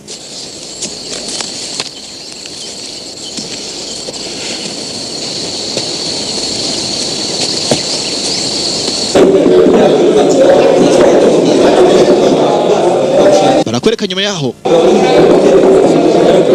umunyamakuru yakuze hakuno aza gufata amarimwe usana arimo kunywera.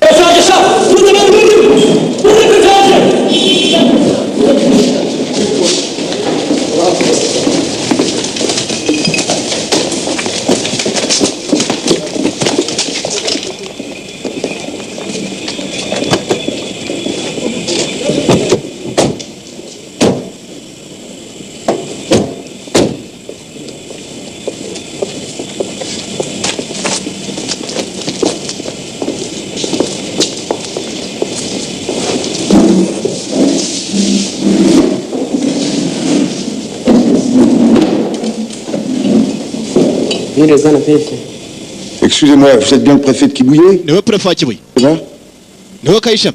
Je peux vous poser une question? Nagira ibibazo nkubaza. Je m'appelle Christophe Gosselin, je suis grand... Yitwa Christophe Gosselin, ndi umunyamakuru w'ikinyamakuru Le Matin. Préfet, de très graves accusations. Hari ibintu bikomeje kuvugwa bagushinja ubwicanyi burimo gukorwa muri Cyangugu. On dit que vous avez fait massacrer 2000 Tutsis dans... Barabangwaza kwica abantu bagera ku 2000 by'abatutsi ndetse n'abandi benshi. On raconte que vous-même avez tiré le premier coup de feu. Kandi ari no warashe bwa mbere. Akomeje kumubaza byinshi aruhagurutse.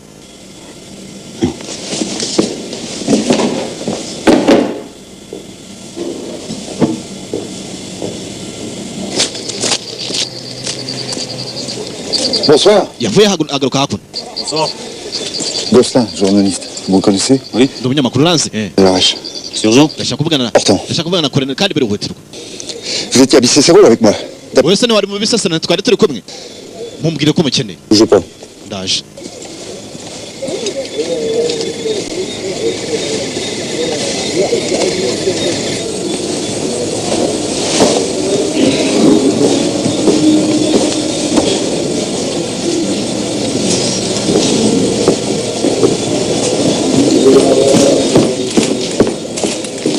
Vous dites quoi, le téléphone?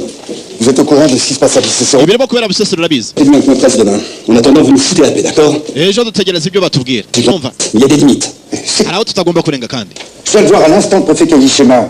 Il se balade. Mukanya mbonye Prefet Kayishema ari kumwe n'intera hamwe. Bagomba kuba ariho bagiye kujya. Et qu'est-ce que vous verrez demain? Ariko se n'icyo uzajya ujya kureba ejo. Niba namo kabamaze. Problème. Ariko se ufite icyo kibazo. Cédric. Cédric. Il me vire. Ça va? Ah, ndijyana. Ndeka. Siki. Alors quoi? Qu'est-ce qui décide vos supérieurs? Je transmets. Bahisemo iki abagukuriye. Nibwo nkibohereza ubutumwa. Tenez prêt pour l'arrivée du ministre. Ubu dutegereje ministre ukaza. Pas tomber. Maintenant vous rentrez dans votre hôtel, vous avez rien à faire ici. Wowe nta n'ikikora hano kwanza. Non. On s'en fout. Ariko muzi ibyo ntekereza ntabwo dukeneye kubimenya. Ntabyo dukeneye.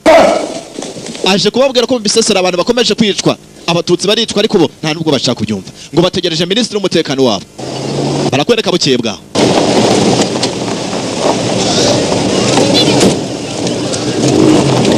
Bonjour. minisitiri w'umutekano w'abafaransa Bonjour, vos confrères sont au pied des tribunes. Très bien. yagomba kuhagera. Bonjour. Bonjour. Ça va, pas trop dur? Merci. Je m'appelle Laure. Nitwa Laure. Moi, c'est Cédric. nanjye nitwa Cedric. Avec ton secteur. bidatinze barakwereka hari kajugujugu yahageraga.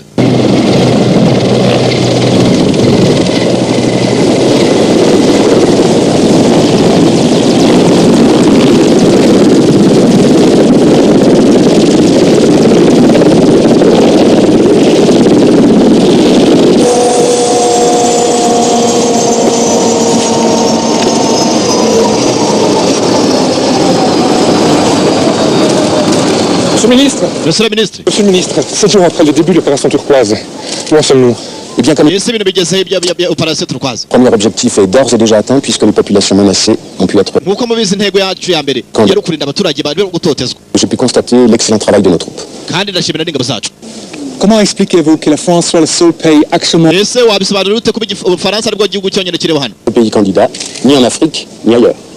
muri Afurika habuze igihugu cyiza hano ndetse no ku isi hose.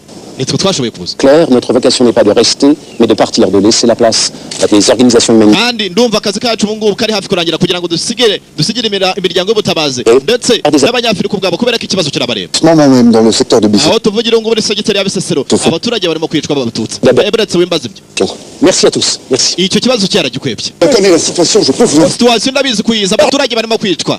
Ça va, je vais pas l'agresser, là. yanze kumwumva. Retenez ce nom, Bisesero. Tout à fait, je ne connais pas. iyi zina namubwiye neza ati ni Bisesero niho abaturage barimo kwicwa.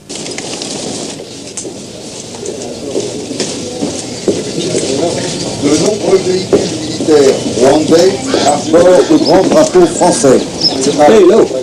Les soldats gouvernementaux s'abritent derrière la bannière bleu, blanc, rouge pour mener... yakomeje kohereza ubutumwa abari baramutumye bose bakoraga ikinyamakuru kimwe. Ça va, tu as tout? wabyumvise byose? Bah fais ce que tu veux, si tu veux que je te dise. ukoresha uko ushobora reka ibyo nkubwiye ntubyumvise. Appelle demain. Insensé. Oui, it's free now. Ok, cheers. Ils en ont mais strictement rien à foutre. Ils sont plus préoccupés par l'histoire de grève de routiers avant les vacances. abangaba inkuru baba barimo neza nta kigenda turababwira inkuru ko bimeze hano ntibashaka kubyumva. Ils vont pas à Bisesero demain. ntabwo bazajya muri Bisesero ejo. ninde wabivuze? Cedric. Cédric, le petit déco. Cedric wa musirikare w'umusore. Quoi? kubera iki? Dans un village, exfiltrer des Tutsis qui sont cachés chez un prêtre français. ngo bagiye kugenda ahubwo ahantu mu giturage kimwe Arèche lui doit hari évacuer. umupadiri w'umufaransa. Juste par où? ni ukuvuga ko ibyo bari bamubwiye ngo barajya mu Bisesero ntabwo bakigiyeyo. aho bagomba gutabara ntibakigiyeyo. ni ukuvuga ko abari bahungiye mu Bisesero baratereranywe. Non, personne.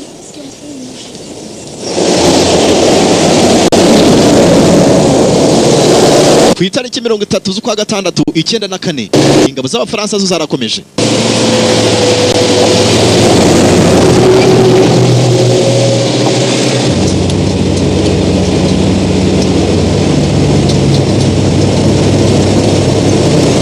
C'est pas vrai ça! ibi ntibishoboka ariko Ils sont nuls!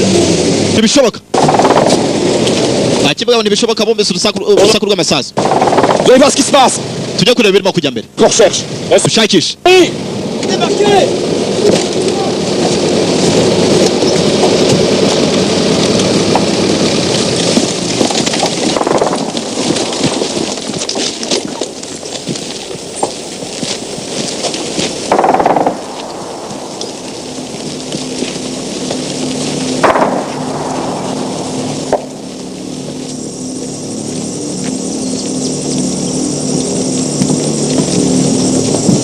Continue à gauche. À gauche.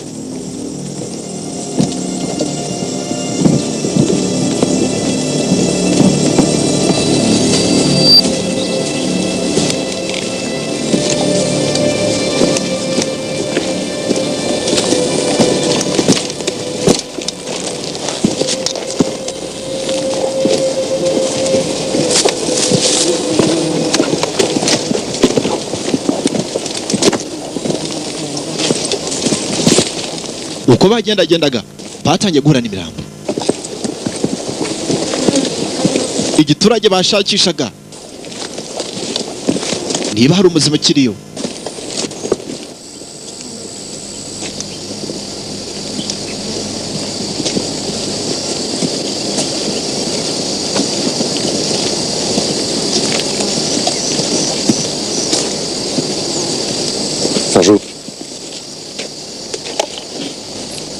Yankee Lima. Beaucoup de cadavres de civils dans le secteur. La progression. Terminé. bamwe basigaye inyuma abandi barakomeza.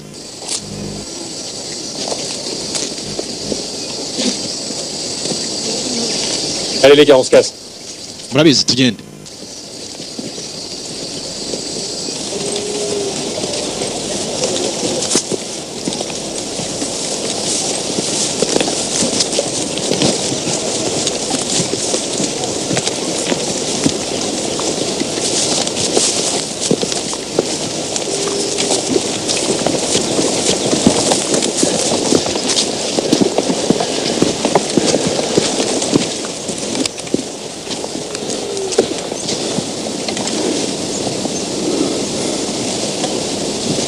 Kumbe mukugira aha hari abari bakiri bazima. Commandant, il est blessé, c'est grave. Hari abakomeretse no kandi birakabije. Abacitse amaboko. J'ai des gens avec des lancers des machettes là. Ouais, bah la même chose là pour moi. Ah ouais, pour moi. Personnel au secteur. Doucement les gars, doucement. Je pense que c'est des Tutsis. Ndumva ari abatutsi.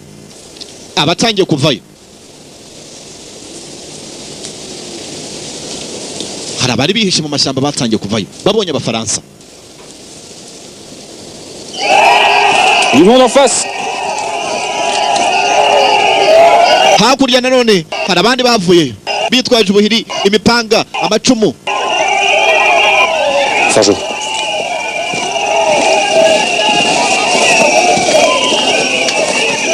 Yankee Lima. À Yankee Lima, nous sommes en 57-54. Yamuvuga ahantu baherereye. Ikarita. Séparatif 61-32, 6 unités, 3-2. On vient de découvrir des civils. A priori tout de suite. Il y a des blessés et des morts. Hari abantu benshi duhuye nabo b'abatutsi bakomeretse. Abandi bapfuye. Gusa ikibazo hakurya hari interahamwe. Non de la conduite à tenir. Hari interahamwe. Restez sur zone. Muguma aho ngaho. Passez ce courage, je vous rejoins. Bidateze turabageraho. C'est tendu dans le coin. Augerie, on rejoint. On s'installe pour durer. Turaguma hano. Utegereze. Colonel amaze kuhagera. Dans une demi-heure. Ok, ça marche. Par jour. On va s'occuper de vous. Mwebwe ntimugire ikibazo turaza kubitaho. Turaza kubitaho.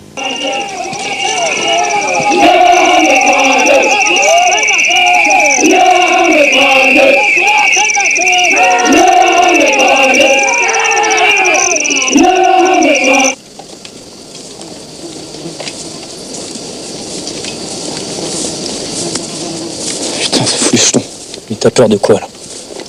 Des morts ou des vivants? Akose ufite ubwoba bw'iki bwo gupfa cyangwa bwo kubaho. Icyo umaze kugira ubwoba. Tiens, viens voir. Vayo reba ahubwo. Il reste après le passage des vivants. Vayo wihere ijisho nawe. Cedric mu kureba. Yakubiswe n'inkuba. Allez, on se casse. Reka tugende. Allez, viens.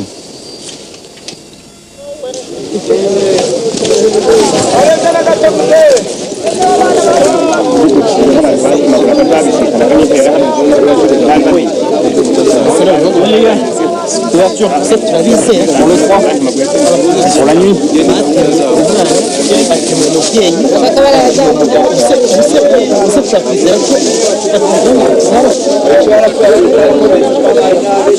vais essayer de vous désinfecter. Détendez-vous. Détendez-vous, monsieur. On va vous désinfecter.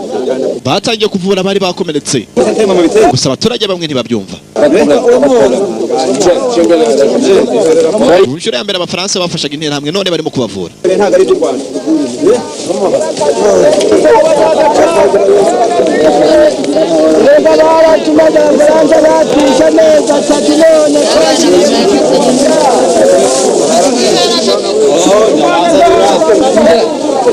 Wishyura umugore. Non, c'est deux.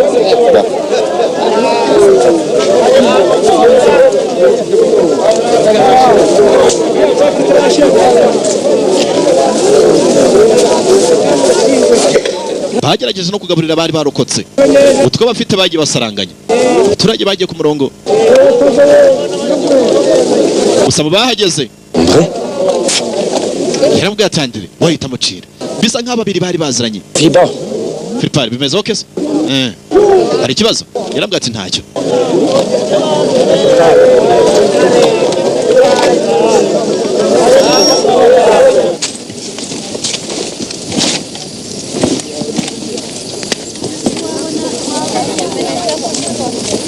C'est bon, commandant.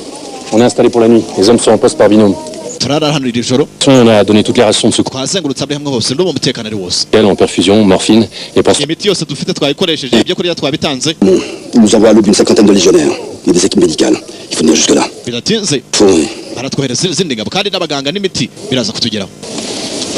dites à vos hommes qu'il n'est pas question de fermer les...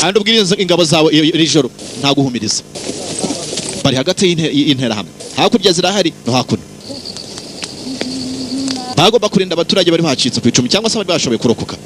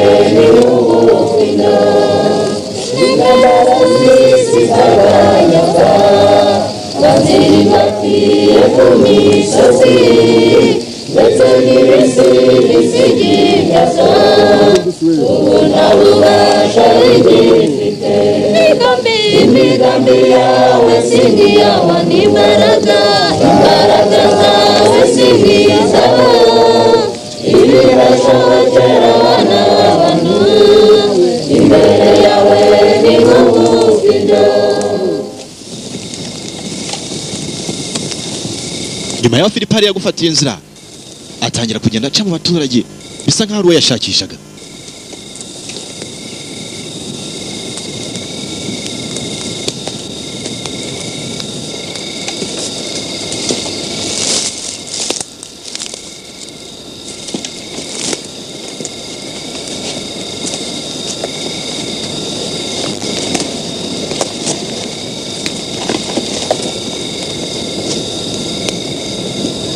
Agenda ageze kuri Andre.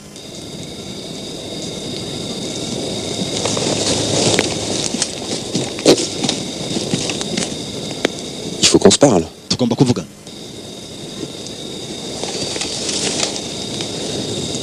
Explique-moi, je comprends pas. Sobanura simbyumva neza. Qu'est-ce que j'ai fait? Ni iki nakoze? Parle-moi moins de Thérèse. Mbwira ibya Thérèse. Tu t'intéresses à Thérèse? Ubu nibwo wibutse ibya Thérèse. Fonte. Quand les parents nous ont abandonnés au centre culturel, il y avait une cinquantaine d'interhammes. Ça va, j'ai compris. La tête. Des coups de feu. On finit. J'avais vidé un placard sous des... Je suis resté au moins 6 heures à étouffer. Et j'ai entendu la voix de ma sœur qui... Ils l'ont cloué contre un mur, jambes écartées. Et ils l'ont violée. Ils lui ont enfoncé un gourdin dans le vagin. Et qu'elle est morte. En se vidant.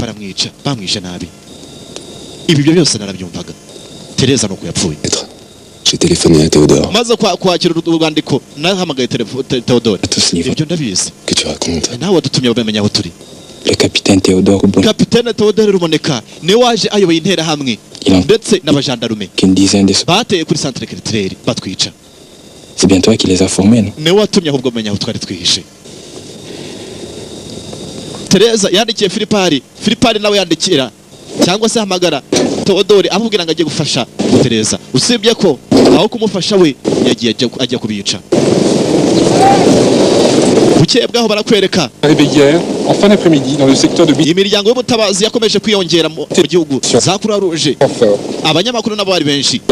à plus de 2000 mètres d'altitude. Maintenant, les survivants Tutsi sont...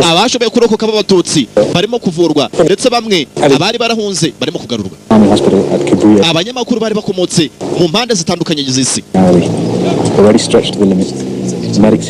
uyu nawe yavuga ko abaganga bamaze kuhagera ubutabazi burimo kujya mbere uyu nawe asobanura ko ibintu byagenze uko ubwicanyi bwagendaga.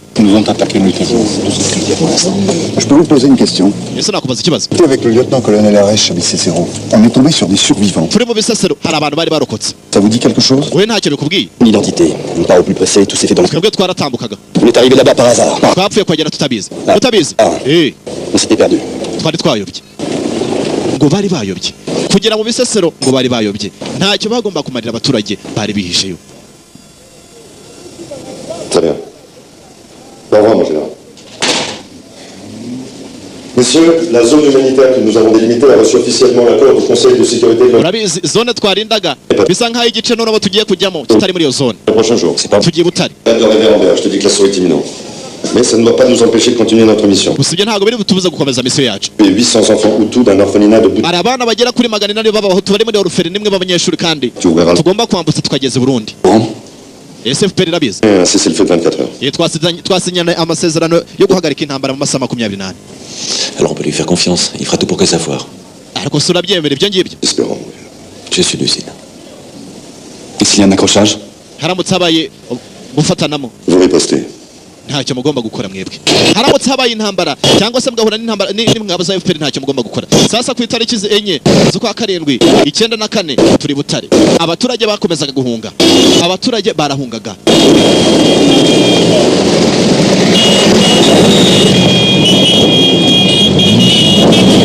Ingabo za FPR nazo niko zasatiraga umujyi wa Butare.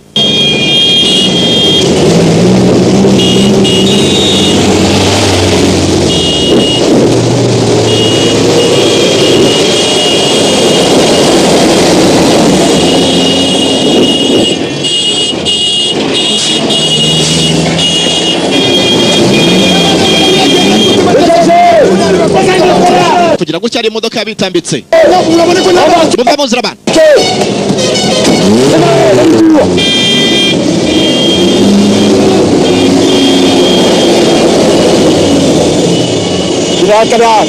General Kabera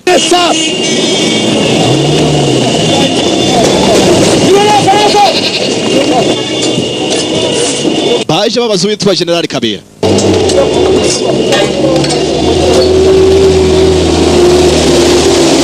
uwari uyoboye iza exfari i Butare. Ingabo z'Abafaransa zije zirimo kumushakisha.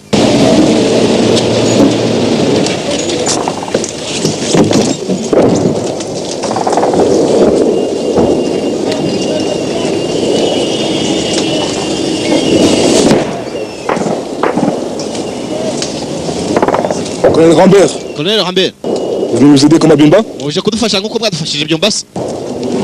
Tu connais? Turaziranye. Nous aider. La colline de Tumba. Unyibuka Tumba. Ah oui, ça me revient. Ndakwibutse. C'était jour là, hein? Vous nous amenez des munitions? Mutuzaniye se ubufasha? Oya. Dommage. Birababaje. Le général Kabera? Général Kabera ari hariya. Dans 5 minutes. Reçu mon colonel. Minota 5 turaba tugiye. Baje Butare gufata abana b'imfubyi bari mu kigo kimwe babambutse bageze Butare.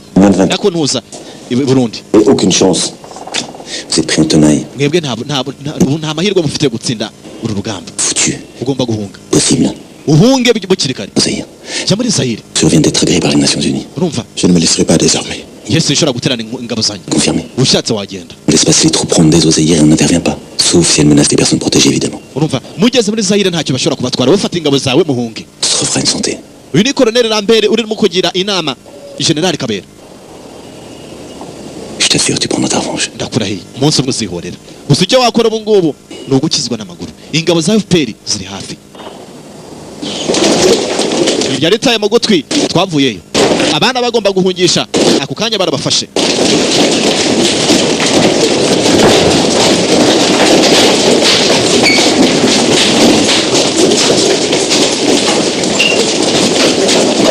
Bien de récupérer les derniers enfants là, je suis là dans 2 minutes.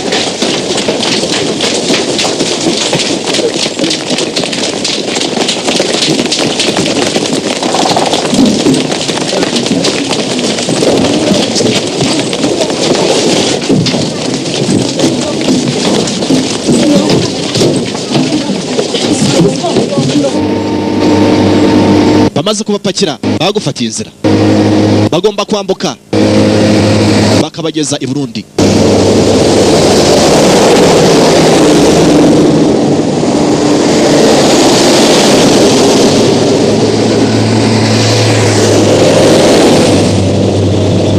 Bari mu minsi yabo ya nyuma ya misiyo.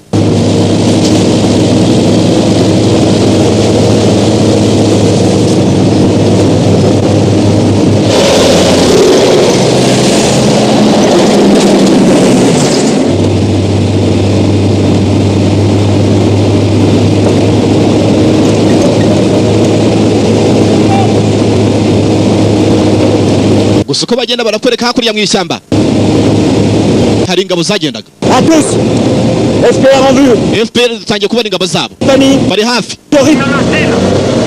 Ingabo za FPR ni ukuvuga zari zitangiye kwinjira muri Butare.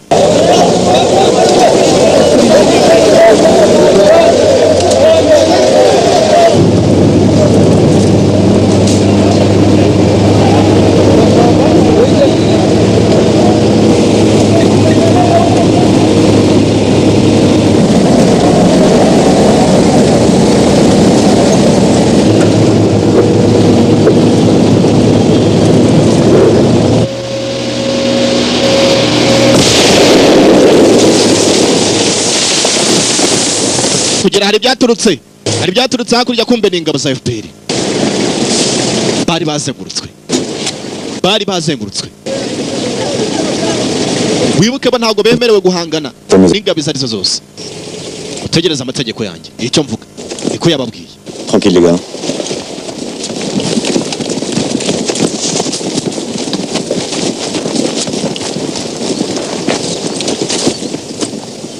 We need to inspect your convoy. Turagira ngo dusake convoy yabo. Humanitarian convoy. Iyi convoy ni yobowe n'amategeko ya Loni. Did not do one thing to stop genocide. Je nta kintu kiri butubuze guhagarika genocide.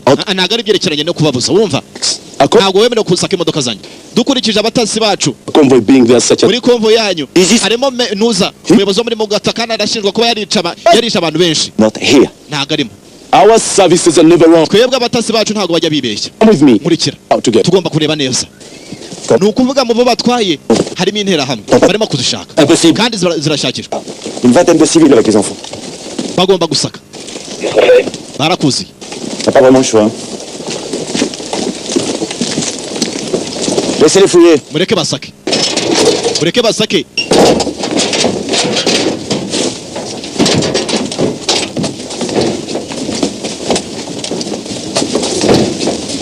Baravangwa aho zari interahamwe kabuhariwe muri Mugata agombe kuba arimo hano.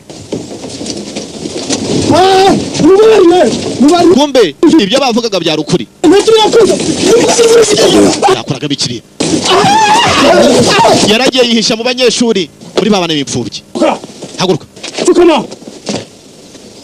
Umwami wese wa Mugata wongomeza abantu. Arrêtez! Buratse. Cedric nawe yazanye atangiye kuzana ibya nta kigenda bari bamushyira. Nimurase.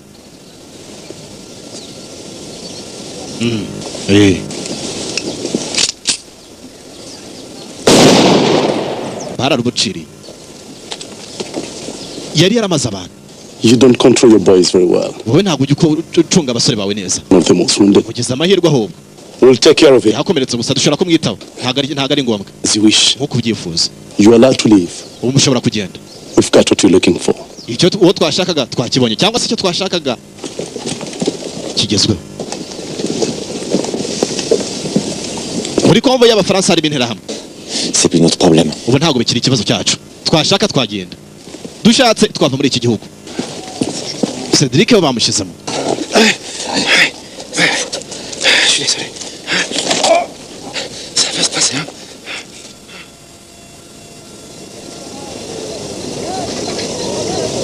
Je suis venu prendre de vos nouvelles. Inkuru yangezeho. J'ai gardé ma jambe. Ntakaguru gusa. J'entends Paris aujourd'hui. Uyu munsi ndasubira mu Paris. Akazi kawe karangiye? Oya. J'arrive plus. Sinyishoboye. Moi non plus, j'y arrive plus. Nanjye sinyagashoboye. Je vais quitter l'armée. Ngiye kuva mu gisirikare. Vous êtes sérieux? Uravugisha ukuri? Cedric byari bimaze kumurambira igisirikare agiye kukivamo akurikije ibyo amaze kubona byari bimaze kumurenga. C'est le pire des mensonges. Ibi byose byari binyuma batubeshya ngo batuzanye muri mission y'ubutabazi n'iki twakoze ntacyo twamaze. Il faut que je me casse d'ici sinon je vais devenir dingue. Ngomba kuva. Il faut résoudre la pellicule. Ufitemo za kirishe zihagije za negative. Ce sera ma dernière photo. Washaka wafotora kubera ko niyo mafoto yanjye ya nyuma mu Rwanda. Yaramufotoye nawe. Umusore yarahisemo kwisubirirayo. Mbese yabazanye yasanze ntacyo bagezeho. Yaramufotoye.